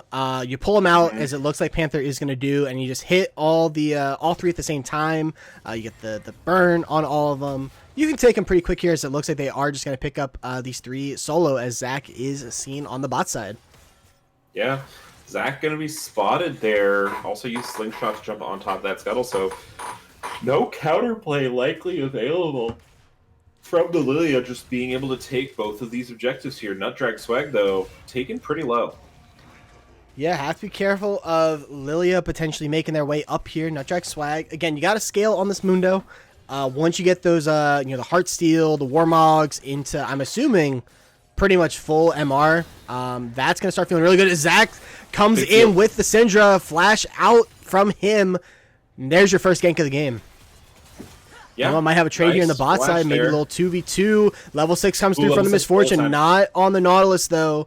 Might not be able to force too hard here, but now Panther walking into a bit of a trap. Does hit the double sleep onto 2 members. Syndra does have the stun coming up. Will they be able to take one out? Zax has to get away. Stun connects onto Zodex. Ooh. Flash away from the Syndra. Yone trying to do what they can. Zax flash away, and that is going to be this Yone falling in the end, taken by the Lilia in the end, and Nox pumping into this misfortune. Lilia might make their way down here as well. This isn't a deer, it's a 10-point buck as Panther is running all over the rift. Takes a very bold play into the mid jungle there of Team Backflip, but knows that they have the Syndra on the back end, knows that they have the ultimate to take them to sleep, and 2-0 on this deer. Yeah, looking good here on the Lilia for sure. Early days though, 1.5k gold lead feels good if you're high alert, but it is not insurmountable if you are Team Backflip. You've got this Mundo that scales. You've got this Yone that becomes such a problem around that level 2 or the 2 item mark. So you just gotta bide your time here. Lose with grace is kind of how I put it. We'll see if there's any play to be made here bot, as they stuck around for a little bit. No Nautilus R though, might make it a little tough. I'm actually just ticking over. Yeah. Bullet time available for the next big objective. Not going to be for another 2 minutes, though. So that's the timer for... Oh, Q. Not quite going to land that hook there. Not enough lollipopping to get behind that wall as we were going to enter a little bit of low state. There has been some conversation in chat here about the red squad scaling into late. As you're talking about that, Yone becomes such of a problem that Mundo becomes so healthy. Does Mundo build Heartsteel as is Mythic? Do you know? Well, the build was for a long time there. Well, yeah, no, I know what you meant. The first item, Mundo was going Heartsteel, or it was like Warmog's Heartsteel into just like full tank pretty much. There was some like Titanic Hydra coming through. I think probably for Mundo this game, it looks like they're maybe early rushing some MR. Actually not opting for a Warmogs. Makes... Alright, I'm just going to say it. I liked Mythics as they are. Looking onto him here. Does get hit up. Massive combo here. Well played. Goodbye him. Tanking it up is Zax, and that's going to be a traded kill. Panther now does show on the top side, so they know that Lilia is around. It's a good answer here from Team Backflip. Warmog's Heartsteel Spirit makes sense there. Also, yeah, I am totally stuck in Season 11. I liked Mythics. I did like Mythics too, but I don't... Null Magic Mantle, I believe, does not build into any of those, so that's going to be more of a lane-targeted item that's coming out first here from Nutdrag Swag. Yeah, just stacking that pure... Because I'm trying to think, because it's a Spectre's Cowl and Kindle Gem for Spirit, so... Probably just sitting on that MR. Mundo, I'm imagining, probably doesn't want to really play in team fights too early on anyway. So just building that for the lane. Looking to maybe trade a little bit with Mordekaiser. We see bot lane maybe getting collapsed on here. Silver Spade not going to connect onto the W. It is a 3v4 though. Zach has to look to get out, or maybe they look to go in. But massive stun there from him. Able to deny the Zach E, and now I Enjoy Lol is caught on the backside by this Lilia. Does not have their summoners left. Zach M trying to flash away. Can they hit the Q onto the tower? Yes, they can, but the damage over time going to be too much for him, and Lilia on a killing spree. 2 for nothing, and the dragon for high alert. Lilia is burning down the house. 3-0, fully completed item. And second Drake going over here to the side of high alert. I know I said I thought the Amumu was going to run away with the game, but Lilia is poised to be even scarier. Yeah, this Lilia going to be a massive problem to deal with. We'll see if high alert try to get these grubs as the answer. While Lilia is on the other side of the map, Lilia taking their reset, and they have about 1,000 gold, so they will be in a solid spot for sure. About 2,000 gold lead here for high alert. Yeah, absolutely. But we do see on the counter side, Zax was starting up the grubs, but that way Truth walks in and just stops that take. Lilia nerfs aren't real, Pickle, as him trying to get some vision is going to take some damage for it. The problem with Lilia has always been the items, not in my opinion. You know, the Leandries, the Riftmaker, the Blackfire Torch. Champ itself, not crazy overpowered in my opinion, but it just, I don't know, feels like it does well no matter what. Good engage here from Zax. Forces the flash again. They are picking on this Syndra, trying to deny them the scaling. So far, so good. Yeah, I mean, Sodex, in that last game, even though they weren't able to get the W in the end, the Syndra looked absolutely terrifying. Had some crucial picks, some really good Scatter the Weak, so they know what it can do, and they want to shut it down 100%. I also like that they have been throwing a lot of stuff, get the flash, then they come, they do the repeat, they punish the loss of flash, but I enjoy Lowell. Might be in trouble, but has a couple of big boys hanging out in the wings. Silver Spade with that 6th sense put the ward down before walking into the brush. A little bit of a bush cheese was set up, but no dice here for Team Backflip. As Lilia Sleep comes through and Mundo is going to look to pop their R. They should be able to survive this one. They are going to heal up a bit. Mordekaiser coming under the tower, so maybe Lilia going to be able to hit the E, not going to connect. Yeah, I mean, if they stay there, could be a dive angle, but Mundo is one beefy boy, and they're just going to go ahead and get that wave in and back off. Panther going to go ahead and spend a bunch of money, get those Sork shoes, ooh, and or a ruby crystal and an antone. Yeah, little too soon to tell where they are heading with that. Could be a couple different items as bullet time to clear the wave. Heads up from I Enjoy LOL. Objective control really been in favor of Panther and High Alert. All the grubs, both the dragons, gonna have to look to make a stand at some point if you are Team Backflip. Do you think it's this next dragon, or do you think they're looking to make that stand at the soul? I think it's before this next dragon, and I think you want Zac to slingshot out of nowhere. I think you want ideally you target the Syndra. And I think that's another reason they have been targeting the Syndra, because Xayah Rakan is so safe. The Mordekaiser, well, he gets to force a 1v1, and he'll probably win it. As Charm comes through from Rakan, hits up onto both. Xayah are very aggressive, does get the feathers onto the Nautilus, but not going to be a kill. Zodex goes in with the R as well, not able to get the stun onto the Syndra. So just going to be an exchange of ultimates, no kills across the board. Now that Featherstorm isn't available, though, I do think that Nox and Silver Spade are a viable target for a gank. As long as that, particularly Featherstorm CD is down, it makes Xayah a lot more of a vulnerable champion. Speaking of J4, I love playing J4 into Xayah because she can't move back over Cataclysm. Even if she R's, she's stuck in there with you. And I just love that. Because a lot of times Xayahs think they can get out of it by R'ing.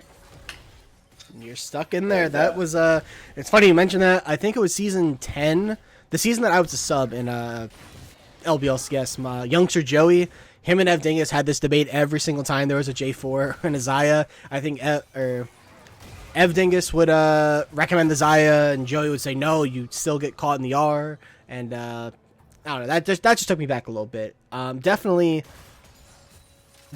is a good pick into the Xayah. I think as I enjoy LOL. Not going to get caught out. Dragon in about 30-ish seconds as him. Again, they're looking to go in on massive connector from Zax. There is no flash. There will be no Syndra here in just a moment. Another kill picked up for the Yone, and that might be bot tower as well. R's traded again in this top side. Can't imagine we're seeing a whole lot more coming out there. Panther coming around onto this Misfortune on the backside, 2v3. We go back to top lane, and now we're back into the bot or into the mid lane. Charm connects, quickness does connect. Bullet time is doing a lot of work. Dissuades the kill onto the Nautilus, and now Zodex is here on the backside as well. They have their R. They didn't use it in that previous fight. Not sure taking a look Dragon though. Yeah, Panther still has R critically. I mean, that's massive connector from Yone, hits up one of two members. Panther and Silver Spade have to try and get out. Flash does come through from Panther. They are trying to pick him off. Nox, Featherstorm should be coming up here soon, but they're not going to be able to pop it. Nigel Lowell is going to pick up the kill. The R was up, but they just didn't have an opportunity to pop it thanks to the interrupt from Zac. And this might be that dragon. Zodex and Zax, the Z boys in the top side, come in clutch throughout that entire extended play. They kill the Syndra, they set up the bush gank, they help set up a situation where Nox is able to be taken down. Good movement there also from I Enjoy LOL, not putting themselves in too much danger, but still able to, come in and help that play. But that is 100% going to be Zodex and Zax making the moves, applying the pressure. Yeah, in the midst of that, they did pop the Rift Herald, which did crash on its own in the mid lane. It's not going to take out the tower, but it did do quite a bit of work. We are still sitting around this 2.5k gold lead, which I feel like has been about where it has been, but you probably take that for your backflip. Yeah, and also this game, they did something they didn't really do last game. They saw, okay, first Drake went over to high alert, second Drake also went over to high alert, third Drake, they successfully managed to take it away. That means the next Drake is a lot less pressure on them. They can get it if they need to, or they can fight it and be up to 2 Drakes themselves. It extends the game towards that late game win con they might be aiming for, and it really puts them in a nice spot here heading into the mid game. Yeah, absolutely. Mundo now has that heart seal. Bullet time, we've seen this used a couple of times just to try to clear out the wave, but it's not going to save the tower. It is going to fall here in the end. Speaking of heart seal, I think it's like the most satisfying sound in the game at this point. Oh god, used to be grasped as Zodex goes in onto him, forces out the flash, but Lilia is here as well. Might look to try and get a kill, not gonna be able to connect on the E, and Nautilus is here now in exchange. They get the passive, they get the hook, but now you've got double TPs coming through. Rakan is coming in with the quickness as well. Nautilus might be the one to fall here, does the damage to the camp before they fall. That boy Truth is now wrecking havoc on the backside, and this is a 3v4, 3v5 soon here with the Xayah coming through as well. So much damage on both sides here. Quickness gets popped, multi-man knock-up. Zach Mundo gets put to sleep. Featherstorm going to try to do on the aggressive side. Nutjack Swag falls. Zach going to fall out of that passive. That's going to be 3-0 in favor of Hyler. And now Zodex trying to do what they can. Not going to be enough. I Enjoy LOL might have to get out of here with the quickness as the flash in from Rakan. Not going to do enough damage to get the kill. Might trade their life here in the end. Zodex trying to fight their way through. Not going to be able to pick up a kill. Oh, massive dodge there, though. And Noxus trying to go under the tower. One auto away from picking up that kill onto the Misfortune. Not going to get it, though. High alert. They get given an inch, and they take a mile. Just a little bit more of an extended play than you really want when the enemy team has 2 champions with Leandries completed. I think burn damage in that fight was absolutely massive.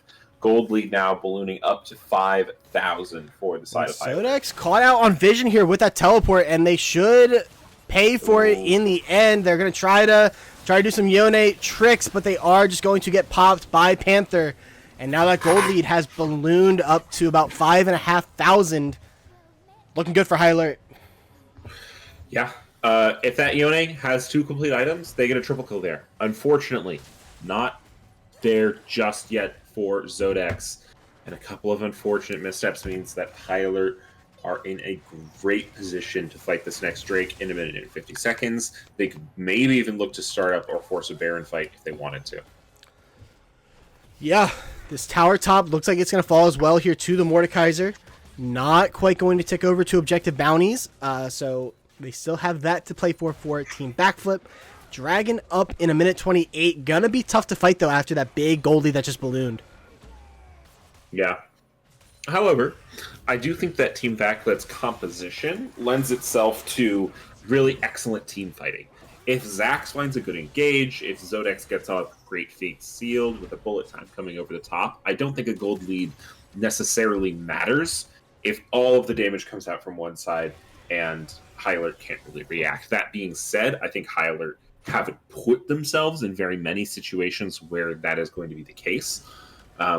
But I think with this team composition is still definitely something that we have to look out for, because I think sky's the limit in terms of the execution. Yeah, I definitely think the pressure has to be on connecting with Panther. If you are looking on this Yone, you're looking on the Zac, the Nautilus, taking Panther out of the fight, who can do so much work if they get those fully stacked Lilia passives. They're able to just run rampant with their Qs and the healing. You got to try and limit this Lilia, I think, more so than the Syndra, more so than the Xayah. And we'll see if they're able to do that in this team fight. Early river control is in favor of Backflip. Mundo has come down as well. Syndra is being sent top lane with the teleport. They're looking to shove out that wave. We'll have to see if they look to contest this. Yeah. They could choose to try push mid, or maybe even go and look at the Baron. But, ooh, nice swirl seed. Swirlsy does connect, and they are looking onto the Lilia. They are able to force out the flash. Nautilus R is popped over the top, and they are all bunched up here. They're looking to do so much damage. Xayah running halfway back time, but look at Zonex. Gets a multi-man connect on the R, but there is just not enough damage to follow up. Fight has been won by High Alert, 3-0. Zach and Zodex, the Z brothers, have to get out of there, as that's going to be soul point put them on soul point for High Alert. That wasn't even a Panther fight. That was some Xayah Rakan action. Silver Spade hitting the quickness, feathers flying over the entirety of Team Backflip. They're going to pick up this straight, put themselves on the soul point, and I think they're going to be looking at the Baron here as well. Yeah, you've got the Zac up, you've got the Yone, but it's going to be a tough angle. You got to try and keep this Mordekaiser off your tower as well. Zac could look for a one-way trip into the Baron since they see that they're on it. Down to about 10,000.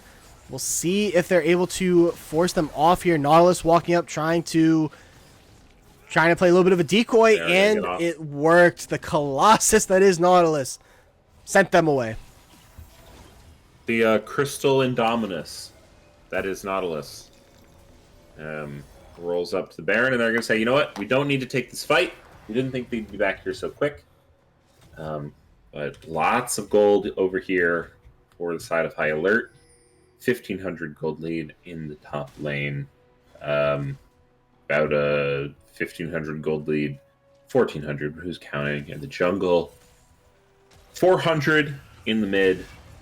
2.1k in bot. And a respectable 1,500 on the support as well. So pretty much across the board, they are going to be net positive in the gold here. Yeah, it's definitely tough fight angles for Team Backflip at this point. They do still have the tools. You've got the Wombo, but it's really going to come down to a big plays here for Team Backflip as push coming through. Mordekaiser is going to be the one engaged on. Does pop the R to buy time, and they've got this bot lane here as well. So Zach's fighting a 1v1, but it's about to be a 3v2. Zach looking to take their E out, but a massive pullback there by that boy Truth. And Xayah is just shredding through his Mundo, who's built all MR. It's Nox is unstoppable, picks up a double kill, and this turret likely to fall here as well.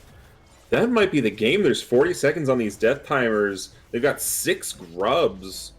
And if Misfortune doesn't get back right now, no bullet time to clear the wave. This might be a little bit dicey here for the side of Team Backflip. Yeah, meanwhile, we didn't see Zodex fall in the bot lane. Does look like they fell to the Syndra, to the Lilia. And yeah, this push, Inhibitor already down in the top lane. They're pushing on this bot tier 3. Somebody's got to answer. And Misfortune's still in the mid lane, though, and they might just be... Gonna die. The tower's going to fall. First tower fall, second tower quick to follow. Reinforcements are coming up, but it might be too little too late. Nautilus going to have to go and throw themselves in there if they can. Nexus is open, and they are just looking to finish it off. And that is game 2 going over to High Alert. 25 minutes. It's going to be the game time there. 25 minutes, I believe 43 seconds when the Nexus fell. Really decisive win coming out there from the side of High Alert.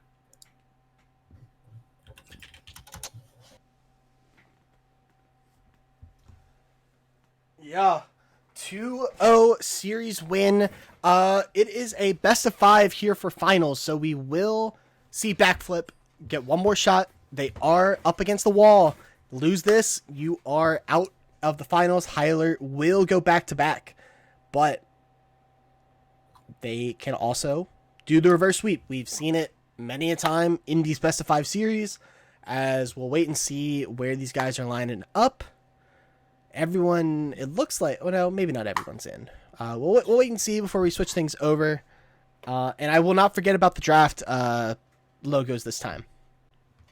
They got really mad at me. I told you, chat does not like when you forget. Listen, I just tell chat to eat it.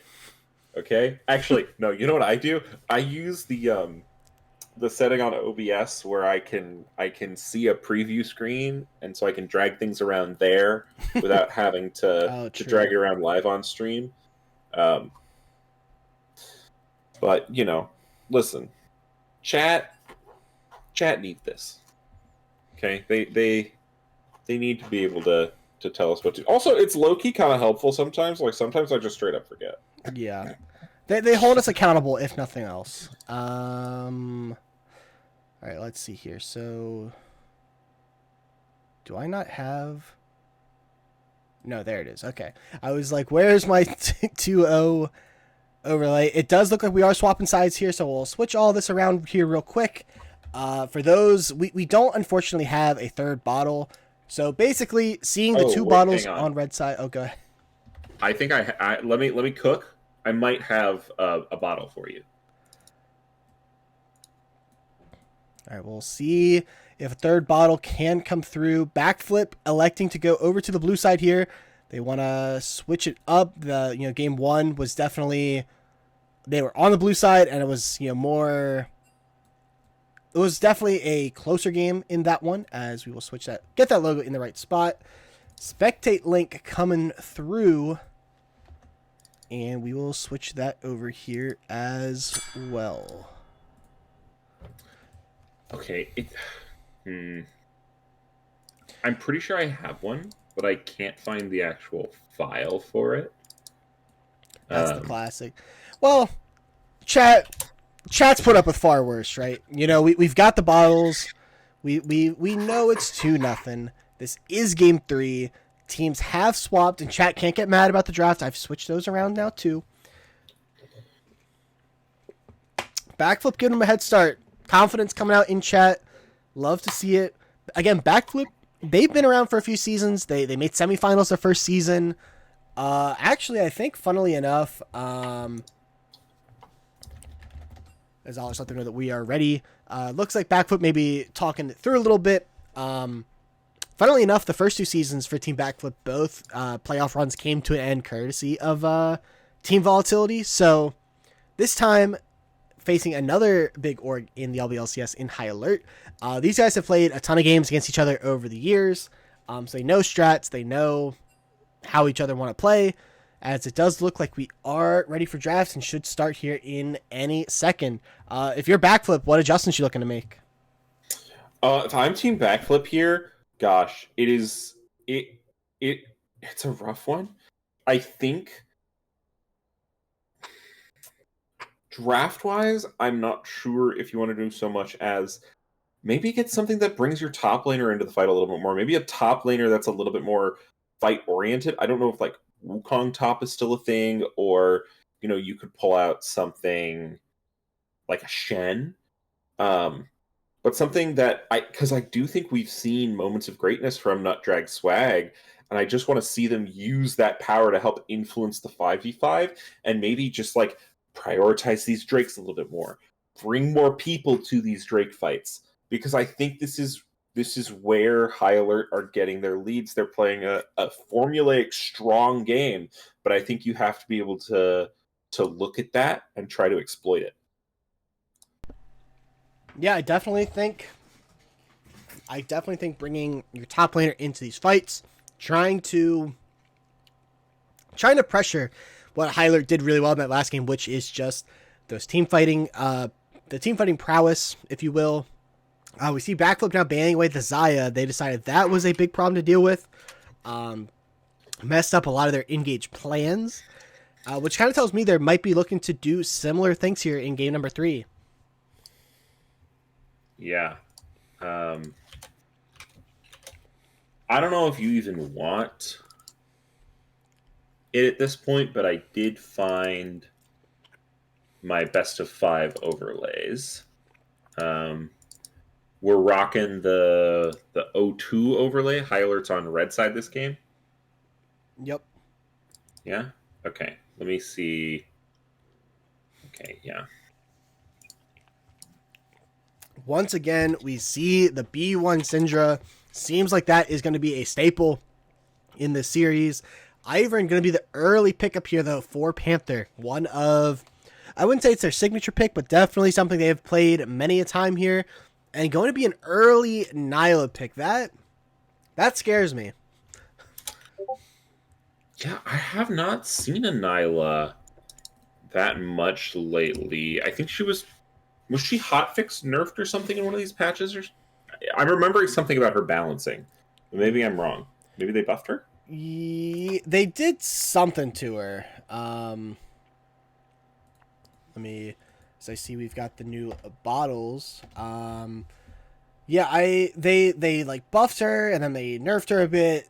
I'm not sure if she's in a good or a bad spot at the moment, but it just feels like, that lack of range always scares me, as we see an early Urgot and a Nico, with that Silas being the answer by him. Nico, we're presuming, is going support at this point. Kind of scares me, this lack of range that we see on high alert. I feel like Nico can prey on that, but they're actually banning away supports. They ban away the Nautilus, so I guess the read from high alert is that the Nico's going somewhere else. Yeah, I think they're calling it. They're calling it mid, and they're saying that we can count to 7.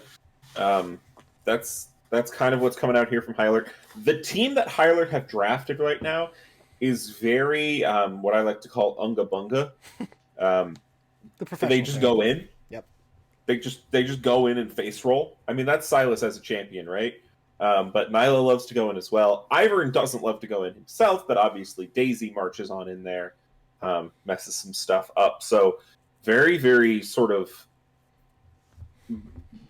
ball comp here from High Alert. Will be interesting to see how that execution goes, because it does seem just a little bit different from their first 2 matches. Two Town Gaming, this is indeed the Commercial League Finals. High Alert are up 2 games in a best-of-5 series versus Team Backflip. Yeah, Two Towns got the finals of their own. I believe it's this coming Sunday against the admin team. Somehow the script didn't work out. Doggy Bone Goblin Zone are in the economy finals against Two Town Gaming. That name. It's a good name. It's a very good name. I'm so sad. I was so excited. I thought that series was going to be this last Sunday. I was going to stream it. It was going to be a good time by all. Unfortunately, I'm out of town this weekend. I'm going to hang out with some folks in person to watch the semifinals.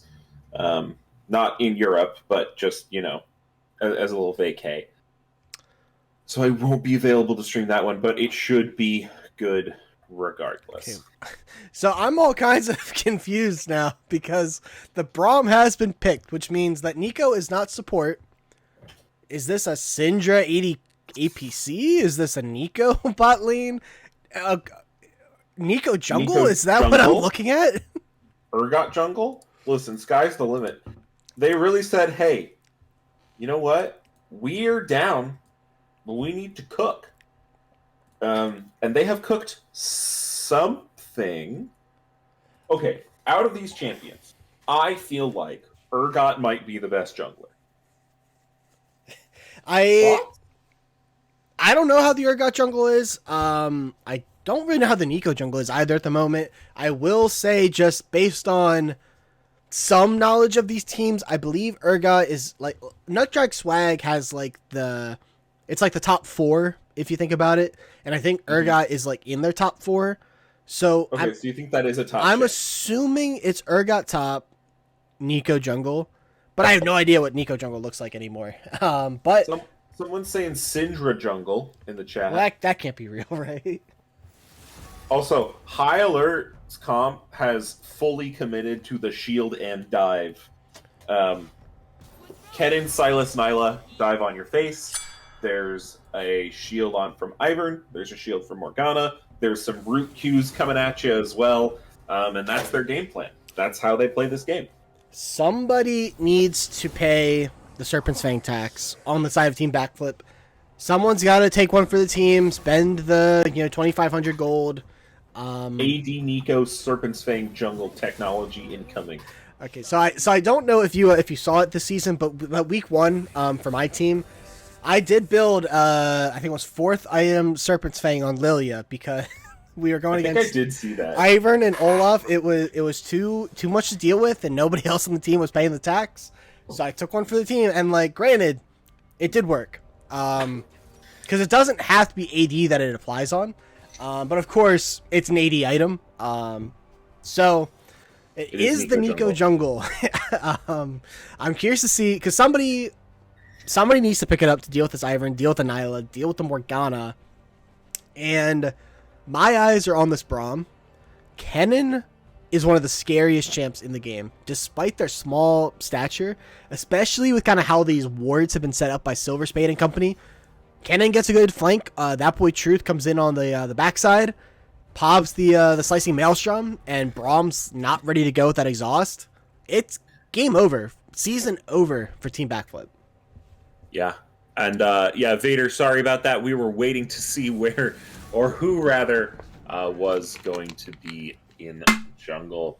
Now that we know it's Nico, we can probably go ahead and put up the prediction as soon as it's done. Yeah, people are begging to gamble. Let's wait till we see how the comps go out, because we don't have the other screen up right now, and then we can put up the prediction. But Vader used choke hitting us with the... Oh, we've got Hyler Gingy hitting us with the sub. Hyler Gingy, thank you so much. You know what you're going to do. You're going to go to the one Denny's that's left in Vermont. Talk to everybody. Todd. Pancakes are on us. Syrup is extra. Bacon costs actually even more than menu price because we get the free pancakes. It's like how we offset it. Mm-hmm. And Vader, I'm so excited to see what you're going to cook up, because that was an announcement you made the other day, right, Les? Yep. Yeah, Vader making a last season they made a like a highlight. I don't know if you call it a montage, like a reel, like a end of season recap. Vader again on the creative team looking to do that again this season. So if you haven't had the opportunity, if you've got any cool clips, you know, it could be like Twitch streams, it could be just like replays in the highlights section of League, you could be like outplayed, whatever. If you got something cool from your LBLCS season, send it Vader's way. Should be some really cool stuff. Tiger Trainer 66 hitting us with a bear facts with Bear. Your bear fact of the day is that bears are one of the youngest of the carnivore families in terms of their phylogeny, and they diverged from dogs a mere 38 million years ago.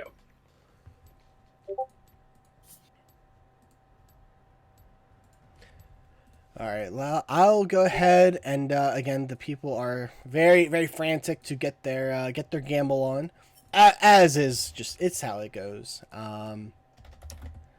Yeah, I mean, we talked about it a little bit coming in, you know, early in the series, probably wanting to play it safe, you know, not wanting to put yourself on the back foot too early, as the prediction is live.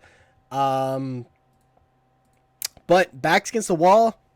This is where you're picking your zany picks. This is where you're picking, you know, it's win or go home. I can guarantee you that High Alert does not have reps against Nico Jungle. And so that's where my eyes are going to be this entire game, is seeing how does Zax pilot this Nico? Can they get themselves set up for those massive pop blossoms? Can the Caitlyn, can the Urgot follow up? And can they reverse their fortune here? Yeah. I mean, it is a tall order, but backs against the wall is, you know, typically when we see some amazing things happen. So, and especially I think the way these team comps play is very different from the two games we've seen prior.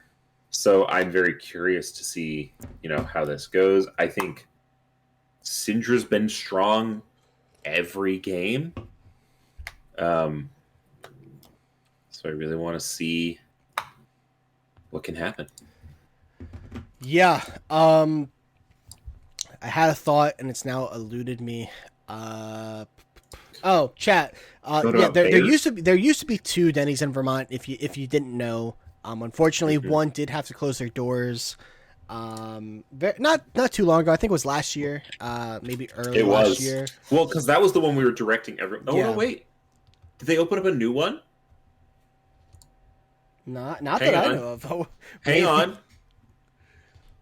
on. This just in. I'm seeing two Denny's locations in Vermont. Holy. We're going to have to just rechange it, because for the longest time we've just been saying go to the Denny's in Vermont. Now we got to... No, there's only one that's actually open. Google just hasn't been updated. Never mind. Yeah. Take it all back. We're good. I can order online. Someone want to go pick it up? It's a bit of a trek for you, no? Yeah, just the low key the other side of the country. You know,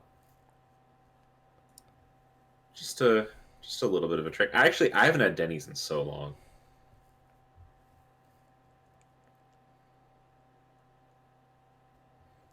God, now I want a Grand Sandwich. Denny's is very good. I had a bachelor party that I went to last year. Ended up going 2 times in the span of 24 hours. Not how I expected the bachelor party to go, but that's just how it went. We'll see if we actually get into the game this time. Looking at the skin game, a lot of good skins across the board. That Darkstar Silas, I think him picked that up specifically for this series. Fright Night Urgot goes kind of hard as well. I don't know if I've ever seen that before, but I'm a big fan. Yeah. I'm loving the skins on the side of High Alert, actually. I think. But I don't know. Because the side of High Alert is like very, very fantasy, very, epic high fantasy. Whereas the side of Team Backflip is a little bit more realism, except for we'll ignore topside. Yeah. Syndra counts. The bottom 3 are all like IRL skins, right? I will say there's a lot of anti-synergy on the Team Backflip bot lane. You have a police officer and mafia, crime Braum. I feel like that's just not going to go well in lane. As I do think we're going to get the spectator fail again. That'll give me time to actually put up the fancy best of 5 bottles that you provided. We'll see how that goes. It's been letting us in quick though, which is nice. And there it is. All right, chat. We will switch the overlay just against there's no confusion. Switch this, reconnect, get back in.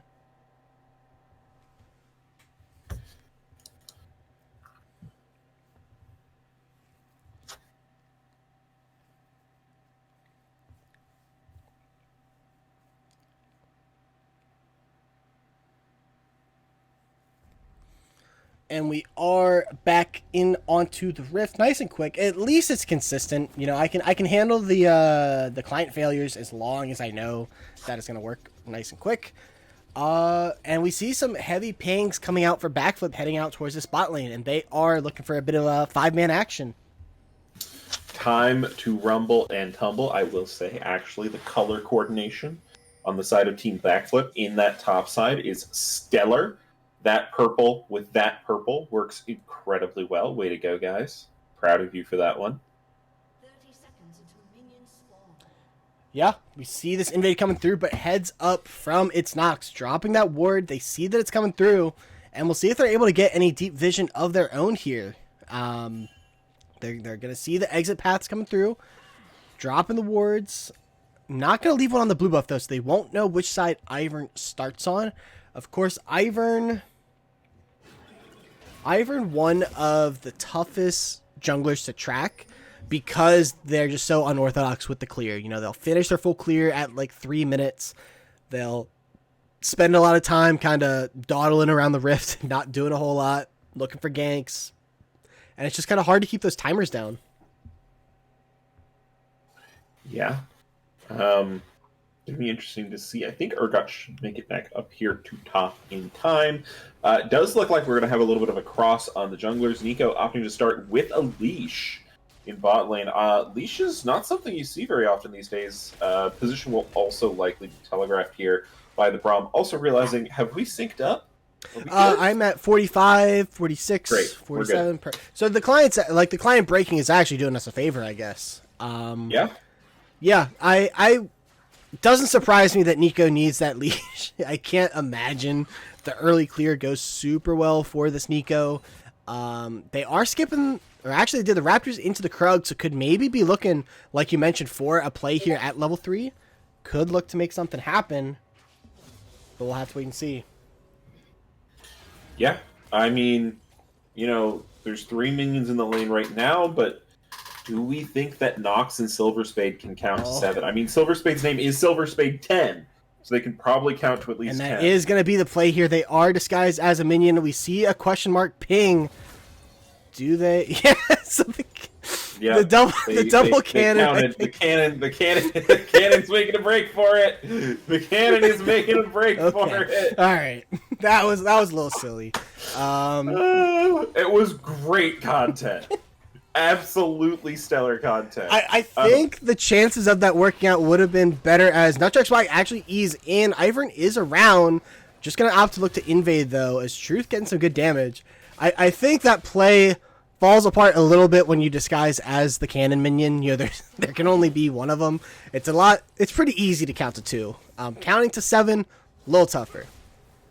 Well, yeah, and counting to 7 when, like, if you can get in on a wave that's, like, stacked up, where it's like, yeah, I'm not sure how many minions were here before, like, or if, I mean, it's especially good once turrets go down, if you just hop into a wave that didn't have all the minions left, right? Yep.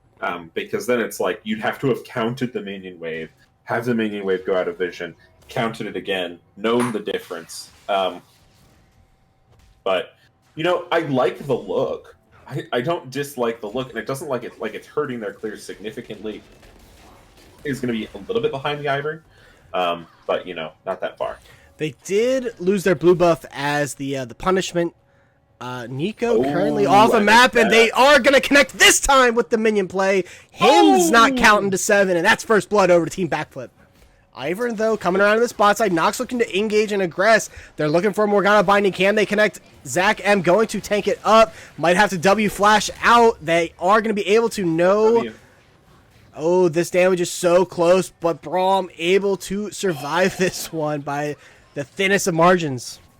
Really well played all around. I loved the 2 linear rooting skill shots coming in a little triangle as well. I already see Nutjack Swag. Ooh, that boy shoots flashes in, traded flash for Nutjack Swag, and that's going to be a solo kill up in the top lane for that boy Truth. Listen, don't let a hamster near your contraptions. They will gnaw off the legs. It's going to happen. We just saw it. Yeah, I mean, bold from Nutdrag Swag is what I'll say there. I think they had a vision in their head that I did not see. That boy Truth initially also saw that vision because they started to run away, and then I think sort of realized, wait a minute, flashback in, gets the kill, landing that Q. Nicely done by our electric durable friend. Yeah, 1 for 1 so far in the kill count, but the early gold lead in favor of this on Team Backflip side, about 500. So again, nothing too crazy to write home about. A lot of that gold lead seems to be coming through just off that mid lane play. Pretty much is where that's at. The first blood, a little bit of a CS lead. I mean, we've seen the Syndra really kind of be the #1 contested pick. Every game it's going to be one. And that's not something you typically see. You don't often see the early like mid lane pick. You oftentimes see it as like a counter, but not this time as him. Nice scatter. Yeah, you got to be careful here with that Syndra execute. We're gonna see the trade of objectives here. Looks like the grubs should go down just as they spawn. As Hyler gonna get the first drag.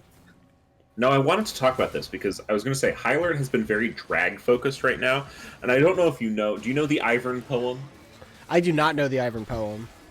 The Ivern poem goes a little bit something like this. My name is Ivern. I speak for the trees.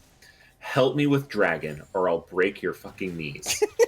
Right? Yeah. That's the mantra of Ivern players. Ivern not the best at taking drag solo, so is going to need the help of that bot lane to sort of come up and help out. Obviously, we saw that happening there. They got prio. But I think having the Ivern does make the dragon take for Hyler a little bit weaker, so it will be interesting to see if Team Backflip come in and contest. Yeah, as a bit of an Ivern player myself, I know that feeling all too well. You ping for the objective, and your AD carry wants to sit there and, well, actually, on the drag, it's not good, of course, right? But it's so much worse when you're trying to do the grubs, and you're sitting there with, like, even if you have Daisy, you don't kill those things at all.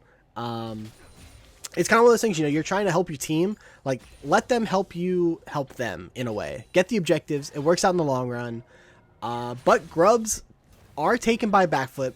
Last game we saw a pretty much clean sweep of all the objectives for High Alert. So this time not the same fortune. Yeah. We are seeing a little bit plates going down here or there. I think Zodek's going to be quite happy there with the kill plus a plate in their pocket. Let's check the gold there, actually. Almost 1,000 gold lead there in the mid lane for the Syndra. Yep, So pretty much the entire gold lead for Backflip sitting on Zodex right now.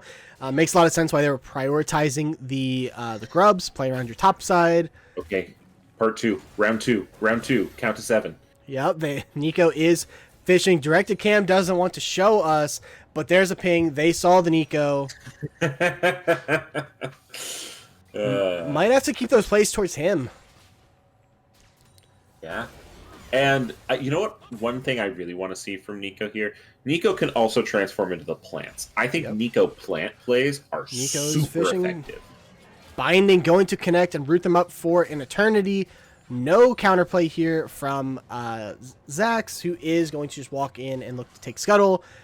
Could see Ivern look to take the blue buff, but they're actually looking to make a play onto Nutdrag Swag. Slicing Maelstrom comes through with the Daisy. Massive stuns coming through. I don't think Urgot's going to have a way to get out of this one. They're trying to do the damage that they can. It is going to be picked up there by the Ivern in the end. 2-1. This Kennen Ivern topside doing well. Yeah, I mean, that looked really annoying. Lots of crowd control coming out from that boy Truth and Panther, 553,212. Daisy obviously has a lot of CC with the Ivern Q landing, as well as the stun coming out from our Zodex friend. and him heavily trading. Syndra has to flash away, or they were going to die to the execute from Syndra, well, from Silas with the Syndra R. Big play there. Zax is lurking around, trying to protect their Silas, or protect their Syndra from the Silas. Flash in from him is going to pick up the kill and get out. 374 gold shutdown there. Loving these numbers. So we come across, game is now even yet again. Tyler up like maybe 20 gold or 200, somewhere in the 100 to 200 range.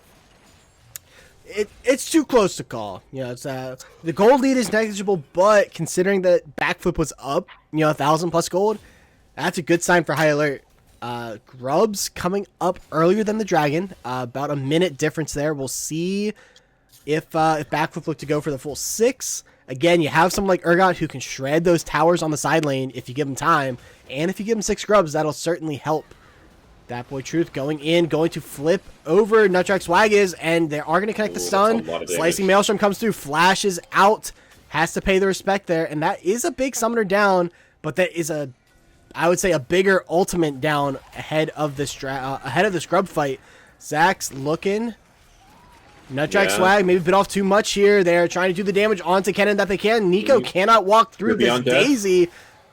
Kill not quite going to be there for the Kennen. Urgot gets out with the slimmest of health, and they do have teleport here.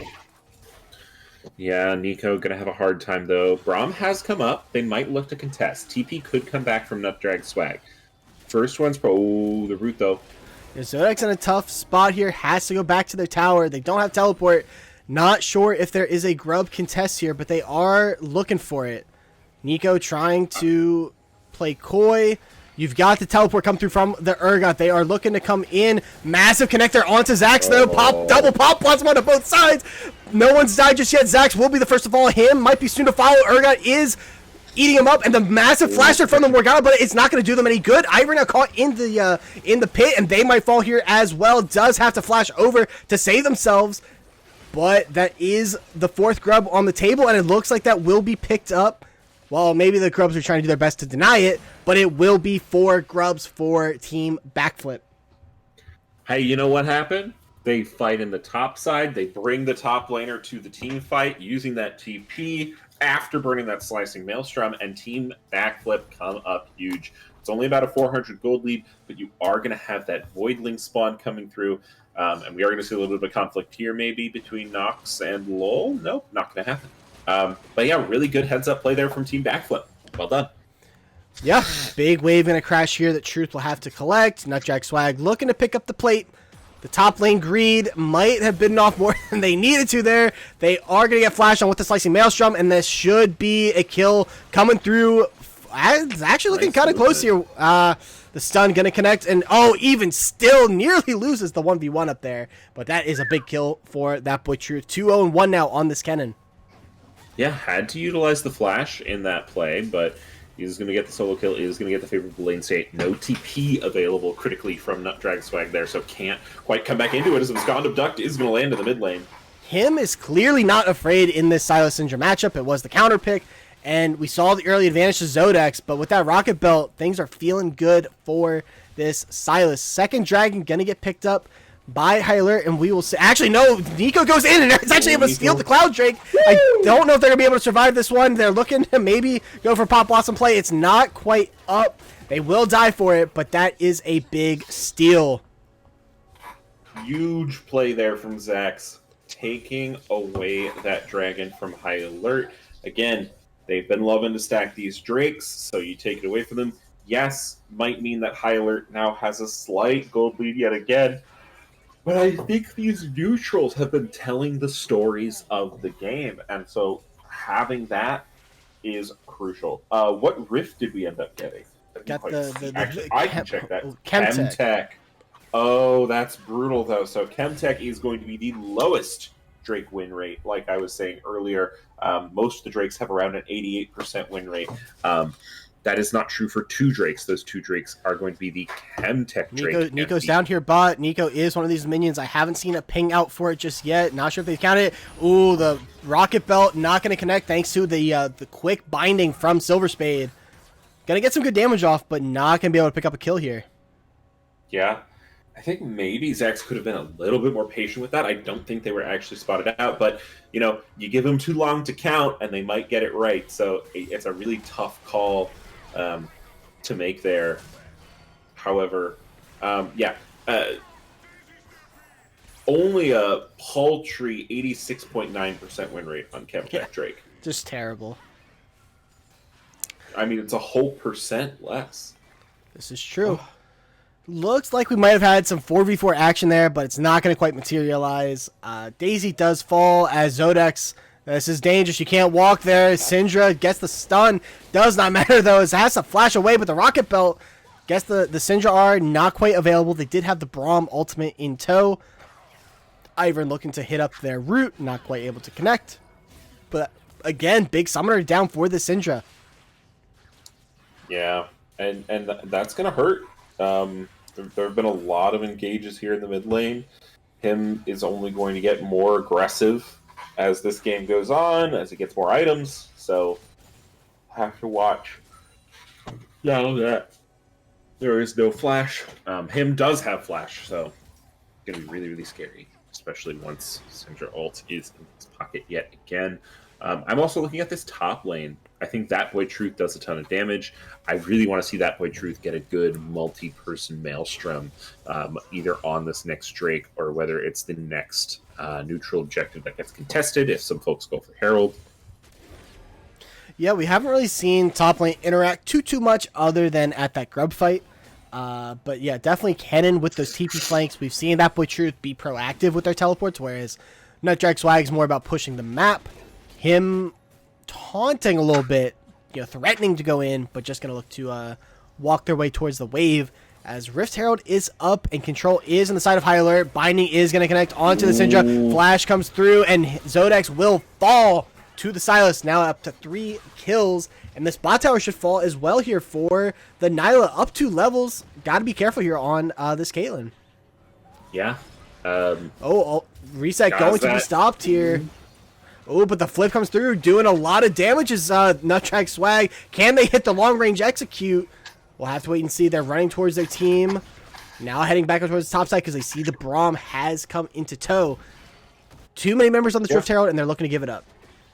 Really good there from Nutdrag Swag. It means they might possibly be able to contest this Herald, but not too much going to happen. That Boy Truth, despite being up, and another steal comes through from Zach. 3-man Pop Blossom. They're not going to be able to pick up the Rift, but that is a huge denial. Ignite does get ticked on by Silver Spade, but again, you give over the kill, but you deny the objective. This time, though, they're not able to reap what they sow. Can't pick it up. Zax is on point with the smites. is going to have to run back to contest this Drake. Won't have the Pop Blossom then. That might be a little bit worrisome, but still, I mean, really beautiful salvaging what they can out of these situations, denying these neutrals away from high alert. Yeah, I think maybe even more impactful is that Flash being down did burn it after. I think it was a one-way trip going in for the steal. Did burn the Flash, so they won't have that up as well. Might be a give angle here. Maybe you're able to push on this top lane. Maybe punish this Nyla. We see Kate Braum heading up this way. I will say the vision control has been very good from High Alert all series. I feel like they've had the snoop on what Backflip are looking to do. They have the heads up and limits kind of these plays that are available to Backflip. Yeah. And we've seen Backflip play a really good split game here. First game of the series. Nutdrag Swag, I think, has an opportunity to do that again on the Urgot. And they do make the call, and I think this is really smart. They say, okay, we're not going to contest the Drake, so we're going to get the outer turret. And they're also going to be contesting this inner turret. Nyla and Morgana making their way up. And they're teleporting up. They're bringing everybody up to this play, and this inner turret is going to fall as well. So they get the second dragon, but it's at the cost of the gold lead they had, down to just about 800. Yeah. Really nice heads-up play there from Team Backflip, making the best out of a potentially bad situation while they wait for Pop Blossom to be available again, is now actually going to be up, so they can look to make some plays with that eco. Taking a look at some items here. Caitlyn working towards that second item. Of course, this is the spot in the game where Caitlyn's kind of at their weakest. Early game lane bully can be, and then late game, once they get that attack speed, they can be a nightmare. But this mid game, not exactly Caitlyn's strong suit. As dangerous recall here, Kennen gonna be spotted out. We'll see if they look to engage on them. The little electric gerbil's all alone, but he's gonna be able to hop over the wall. Taking a look at the gold spread. Nyla up about 1,500 as Zodex gets a good connector, and that is a very close to dead Kennen. That should be a dead turret, though, as I don't think Kennen can defend this one. If you have another item completed, if you have a Storm Surge there, that's a dead Kennen. Yep. Straight up. So we see maybe why the Syndra is so high priority. Doesn't seem to matter how much attention is paid to her, always able to find this really, really scary single target damage. Yeah. Syndra, very, very strong in the current mid lane meta. That is going to be that bot tower falling. Gold lead still about the same despite that, but you're definitely feeling solid here if you're Backflip. Again, got to win this game if you want to keep your season alive. Mid turret could be close to fall here. Zax is lurking in this cleared out top side. Now she's gonna look to invade a little bit. I want to see a pink ward play. I want to see a blue buff play. I want to see some creative shit. Yeah. Coming out from Zax here. The real baller play is the blast cone play. I love a blast cone play. I love like you take the little wolf. Zodex might couch out. Ivory here, massive stun there. Massive ultimates, flash used, but for nothing. Big shutdown onto this Ivern, and this mid tower should be the prize. But look at this Lexi Maelstrom coming in from the cannon. So much damage over the top, and they're able to pick up the Braum. They're able to pick up the Nico. So many flashes in, and despite getting that jungle initially, it's going to be a 4-for-1 in favor of High Alert. Huge slicing Maelstrom, and excellent follow-up from Silver Spade 10, instantly flashing and throwing on the shackles on top of that. So much damage down coming from the top of High Alert. So much trust in their teammates to just say, all right, we're putting the damage down now and throwing it all on top. That is their dive ball comp. It goes 0 to 100 in no time whatsoever. The gold state, I was going to say after that pick, was even, but now we're sitting at a solid 3,000 gold lead for the side of High Alert. Flash was used by Nutdrag Swag, and now Silas is looking to just continue the fight. Does have to actually counter Flash, and that's going to be a solo kill for this Urgot. Yeah, you see a glimmer of light up here in the top lane. The side lane again, Nutdrag Swag going to be very strong here.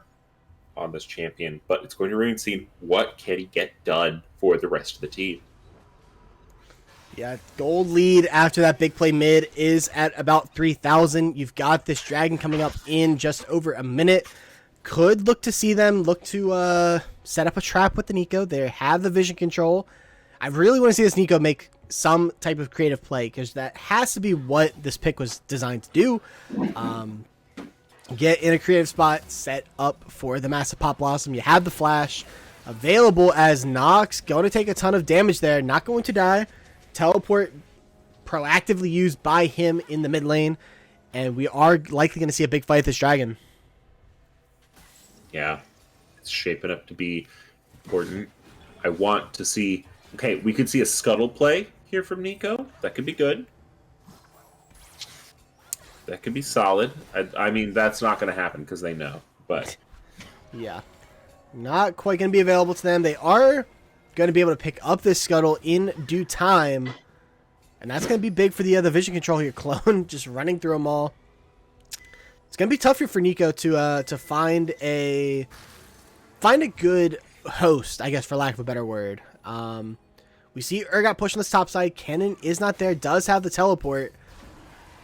2 items on this Urgot could potentially just win the 1v1 here. And we see Silver Spade on the backside is able to connect onto Zodex. Massive flank here from the Morgana. Stopwatch is popped from the Morgana, and now this is all the reinforcements are here. Nutdrag Swag is teleported behind, but the team fight has already been won by High Alert. Double kill by that boy True. 3rd kill to follow onto the Syndra, and all that is left is the Nico and the Urgot. Dragon is going to be picked up, and we'll see if they look to bite off the Baron as well. They see this Urgot on the bot lane, has no tower to go to. They can collapse. Morgana and Silas are looking. Not Nico going for the steal. Pop Blossom is going to be popped onto this Urgot by him. They're doing as much damage as they can. R has already been shot off, and despite the 2v1, it was close, but it goes in the favor of him and High Alert. High Alert 4K up on their 3-dragon sweet spot here. Looking to close out this series in decisive manner. But it's not over yet. Team Backflip certainly not out of it by any means. My team likes to say that 5K down is our comfort zone. So, you know. It's a skill to play from behind. You know, it's definitely... They're in a tough spot. You've got this Urgot who is strong. You've got this Braum. I don't know if they didn't have the exhaust up for that Kennen Slicing Maelstrom. There's certainly still tools here for Backflip, but again, the more plays that aren't going your way, the closer you are to your season being over. And High Alert going back to back here in commercial. We see the vision set up here on the top side. Backflip do kind of have the first move around this Baron, but Braum might be getting caught out here a little bit. Gonna have to throw up that shield. Might need somebody to come and save them. Might not be enough though. Braum taking so much damage. Naz nowhere to go, and is just gonna save their summoners. That's 30 seconds that they could look to do the Baron here. Yeah. Baron on the table. Not gonna start up just yet. Gonna throw down the vision though, and that will likely mean they will start up here in the next couple seconds. Zodex in the wings. Morgana just trying to zone them off. And the Kennen as well, down to about 11,000. It's taking a while here. Nutdrag Swag might be quick to fall here. That is a big stun there, and Nico is looking for a massive engage. They're looking to walk in. Nutdrag Swag goes down. Zodex goes down as well. Block on the ace in the hole by Panther, and Nico is looking for it. Nico is fishing for it, but they are on vision. They are caught out. Flash over the top by its Nox and Silver Spade, and that's going to be the Baron in tow. The health bars got low, but no one ended up dying. High Alert, keep it alive through this play. No one has paid that Serpent's Vein tax just yet, and they are going to be rewarded with a Baron for their troubles. Yeah, Baron objective bounties now live, up about 7,000 gold with Hextech Soul in a little over 2 minutes. You are on death's door. If you are Team Backflip, you're going to have to find some massive plays to get yourself back in this game, back in this series. Mm-hmm. It's going to be a spicy Drake fight, I think, here in the next 2 minutes. But High Alert might look to fight before that even occurs, as him is running a little bit of aggro into the enemy jungle. As we do see a flank coming out here from Zodex. Does have the blast cone to get away here, but it might not be enough for them. Their top tower is alive, but Zodex might be caught between a rock and a hard place. Nox is looking, Silver is looking. This Syndra might be quick to fall here. Oh, good dodge away on the binding, though. Yeah. Not too much going to happen there. Zodex reads the play, knows that everyone's coming for him. Manages to get the binding dodge, and now the reinforcements can come in. They look to defend this top tier here while Nico plays in mid. Good scatter the weak. Scattering. That slicing Maelstrom is popped, but they are immediately going to be on a trap, and that is going to be a huge shutdown over to the Syndra. Urgot peeling on the backside, and that is a big pick there for Team Backflip. Look at Nico coming through on the side. They aren't on vision just yet, I don't believe. Urgot taking a ton of damage. Nico looking for a massive pop blossom. They don't quite have the reinforcements, though. Urgot is able to catch this Ivern. Pop blossom is flashed in on, able to connect onto 3 members, and this is do or die. 14 back, but Nox looking at them going in on everybody. Oh, Nox just sweeping the entire roster, except for the Syndra. Him going in onto them, and that is a triple kill for him, and that might just be the series for High Alert. I think High Alert are going to do it. They're going to go, if I'm not mistaken, back to... Sorry, I just saw the chat. Back to back in the commercial league here. Him marching it in. Iconic. Bear watching in the wings. Loving some bear facts. And I think that is going to cap off your commercial league for this season. Yeah, High Alert go back to back in the commercial league. 3-0 back-to-back seasons. Last season, TV Avalanche. This season, Team Backflip. And they have cemented themselves as one of the greats in the commercial league. Now, with it being a pretty quick best of 5, as I will switch us over to this screen. Of course, we always like having the opportunity to hear from the winning team after finals. So if the High Alert members would like to come on, do an end of season interview here, you know the deal. You're going to head into community, whoever would like to come on, and we will pull you guys on and ask some questions. Yeah, excited to have a few questions here. It looks like excited to have a chat about that series. Looks like they're all in, so I will start pulling them one by one. The truth. We'll start from the bottom, work our way up. Panther 553,212. There are so many channels to try and navigate through. Hello. High Alert winning the Commercial League Season 13 back-to-back champions. How we feeling? Amazing. We're feeling great, dude. Yeah, man, it feels good to go undefeated 2 seasons in a row. It's a good time. Well, undefeated in series. Excuse me. So with that, I'll just throw out a question. This might be a little out of left field. So you playing in Financial next season or what? Yeah. Oh yeah. Yeah. I know we said last time that we were going to move to Financial, but then rules changed and that allowed us to play with 2 Emeralds. So we just decided to run it back since we had such a good time playing with each other last season. Or well, I guess the season before. But now we don't really have any excuse after back-to-back commercial champions. We definitely are going to Financial. There you go. All right. With that being said, let's break it down into the games. Now, I unfortunately was running home from work when Game 1 draft was happening. But talk to me a little bit about this composition. Let's start here with the last game and move backwards. This last game looks like you were just kind of going for death ball. Was this something you'd prepped before the game? Was this what were you thinking about going for it? Does anyone want to take this? I think you got it, team captain. Well, we we initially, like, in our first season, we strived through things like with the Ivern and the Lucian and Melio comps, and we decided to run it back for old time's sake. Initially, our plan was to go with Ivern, Nyla, Taric, and we've played that before, and it's just infuriating to deal with. It's so hard to kill them, but things changed around. We got Truth on his Ken, and we got Silver on his Fame Morgana, so we kind of was just something that we rolled with the talked about. punches. Yeah, we had prepped. Like we had prepped. As soon as they locked in Urga, I was like, all right, give me Kennen, because we know what's going on. Like we do a lot of research, and I think that was kind of just what enabled it to just end up being a death ball. Speaking of research, were you prepared for Jungle Nico? Yes. Yeah, Yes. we actually saw him play in his flex right before.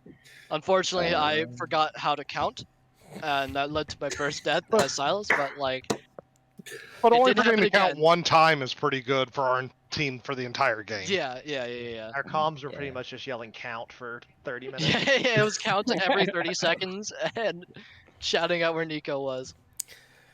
The double Speaking cannon, of double cannon was crazy. double cannon was a little crazy. Speaking of comms, let's go then to game 2. I noticed loading into game 2 that Panther, you are using the title that comes with Mastery Level 10 on Zac. Obviously, you weren't playing the Zac, you were playing the Lilia. What was going through your mind? Did you have an over presence in calling that game in terms of where Zac might come from? Did having higher Zac mastery help you out in that matchup? I just want to know what was going on in the call. I mean, I just think our team as a whole did a good job warding, and you do have to ward a little bit differently on Zac, but we did a good job warding those brushes and over the walls where he wants to come from. Really just playing Lilia into tanks. Like, you feel good when they pick Zac, and then after you pick Lilia, they throw the Mundo in, and you're just kind of salivating because it's all the tanks, and you get all the speed and burn and all that stuff. Yeah, Lilia is something else as well. Yeah. I love having his Lilia on my team. the Lilia got off to the races early and was no looking back. And yeah, I mean, I guess that brings us to game 1, which ended up being kind of the closest battle. I mean, that game, you guys had the objective pressure, but there was always kind of that looming. The Garen split push was causing a lot of, from the outside, it seemed like it was causing a lot of problems. Kind of how did that game in particular feel? Because I noticed you guys didn't really seem to worry about the Garen heading into the rest of the series. It wasn't like one of those first 3 bans. Didn't seem to cause any kind of concern. Was that something that was talked about at all, or was it just adapting better on the map itself? Going into game 2, you want to take that? I was gonna say, Yeah, do you mind if I take that? I know. Yeah, Wait, go wait. ahead. So basically, the choice you get to make, right? You get a choice. You stay in split push or you group and fight. I chose to group and fight because I know that no matter what they do split pushing, they can only split push so far, right? So by the time they get to where they need to get to, if we have enough objectives and we have enough fights that we won, then we just we just catch the split push and we kill them. So you have to just make that conscious decision before you play. And I'm always going to decide to TP and fight versus split push. Yeah, and I also think the majority of that game felt very bad, especially considering the fact that we were getting a lot of objectives, but it kind of felt like our side of the map was shrinking. But I think we kind of just tunneled on the fact that if we got to the Dragon Soul or Elder Soul, that it was just going to be very hard for them to deal with us, and that's kind of what happens. We got to the Elder Soul, we got to be able to push out our lanes and fight them, and it kind of just ended the game from there. So we just kind of tunneled in on that and let that carry us to the win. I don't want to talk about my Oriana ults. What Oriana ult? Exactly. Rude. So I don't necessarily have any other. Well, I guess I have one more question, but Popoba, is there any other questions you've got for the back-to-back champions? Well, I did realize we didn't do an MVP poll, so we could throw up the MVP poll. Obviously, you're all the MVP in our hearts. This is just another way for us to get rid of Schmeckles. If you don't know, I like it. Yeah, we'll let the people decide who was the series MVP for today. While they are voting on that, I guess we'll give each of you opportunity to shout out whatever is coming to mind. Whoever like go first. Can go roll order, can go call out. My first. Whoever okay. wants to go. I don't really have much to shout out. I'm playing in a different league. I'm playing in the NECC for my college NDSU. You can catch games at NDSU Esports on Twitch. We usually play every Tuesday. Right now we are 4-0. So, yeah. That's what I got. Nox? Why me next, bro? Maybe It's in order, dude. I'm just kidding. I think just being able to run back the same roster again and have the same success that we had the first season is just a pleasure. Honestly, overall, it's just a pleasure. I think considering where we came from before we formed our team last season, it was kind of like down for a lot of us, and the fact that we could turn it around to this degree is just insane, in my opinion. And I just couldn't be happier to be here. Also, we had this very weird scenario early in the season where I completely entered the game for my team, and the fact that I didn't get absolutely lambasted for it, I just was very thankful. So I'm just glad that we could turn that around and just bring another championship to the Hyler organization. That actually brings me to my You saw my MVP Orion vote. alt. Because I don't know if people are familiar with that situation, but Nox's dad had to step in and log him into that game. So that's my MVP vote for the whole season. Yeah, Nox's dad, absolutely. He MVP. AFK'd 20 minutes in the fountain. Ooh, well, sounds like it was an eventful season, capping it off with a huge win. You all, of course, will be getting your Discord roles to reflect that. So may I We can go run through real it. quick? Yeah, Oh, absolutely. yes. All right. Got some shout Yeah, outs. sorry. Yeah, so I just want to say, it's been a really fun season. Like last season, we kind of got away with me just playing wonky, dumb stuff that probably shouldn't have been a thing, like Twisted Fate and Karma and all that nonsense. Sorry. And this team, Caitlyn. yeah, and this season, my team pushed me to play like more traditional champions, and I decided to find a role for myself. And the reason why I love playing on this team is because everybody has a role and everybody plays that role. There's no egos. Nobody really cares about who's doing what. We just all kind of fulfill that role, and we have a great communication style where like we don't even really have to communicate to each other. We just kind of know where we're gonna be. You know what I mean? So it's like it's super awesome to just play with a group of guys that just mesh so well, and everybody is on the same page. Yeah, and then I don't know if Panther or Silver have any shout outs. I think you were the last two left to go. Go ahead, Silver.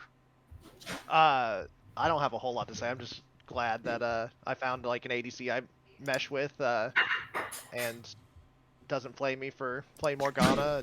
And like I said, I feel like we competed with every bot lane. Most people opted not to play a real bot lane against us. I can't tell you the amount of Zig, Seraphine, Sona, God. Seraphine Tom we had to play all Kench. season. Tom Kinch, alright. But that was a little triggering. But good job to the Backflip guys. I'm not gonna lie, I doubted them. But they came through beating Pharma. So kudos to everyone. Yeah, fun opponent, absolutely. And I will wrap us up just by saying, Hork up, let's go, boys. Work Hell up, yeah. baby. We'll win financial next Working. season. I'll fight check. And there is Rock solid. Rock solid. the signature call out for Hyler, and that will pretty much wrap us up here on the stream. But that being said, great end to the commercial season. We've still got 2 more playoff finals to be played.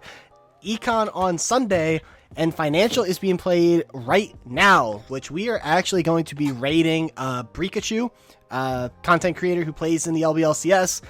They are streaming with Kangas Cass, I believe, of the NACL. Got the big guns out for the Financial playoffs. Do not go over if you don't want it spoiled, because the LBLCS, I believe, is going to plan to stream it on their own as well. But if you want to catch it live with some pretty big names, we will be rating Brikachu. So congratulations to High Alert. You've ditched the Henchman moniker, but you have kept on the legacy. Oh, we're bringing it back. Bringing We're bringing it it We're back. Bring forever, back next forever season. henchmen. Also, Yeah, Truth we're bringing it back, MVP. Truth final MVP. Truth Truth MVP. Oh, you guys gotta stop, man. That definitely wasn't me. GG's. Yep. I don't know what you're talking Congratulations, about, man. guys. All right, And love thank you you to the guys, man. LBLCS. You guys are amazing. I love the Yeah, Yeah, it's a great absolutely. league.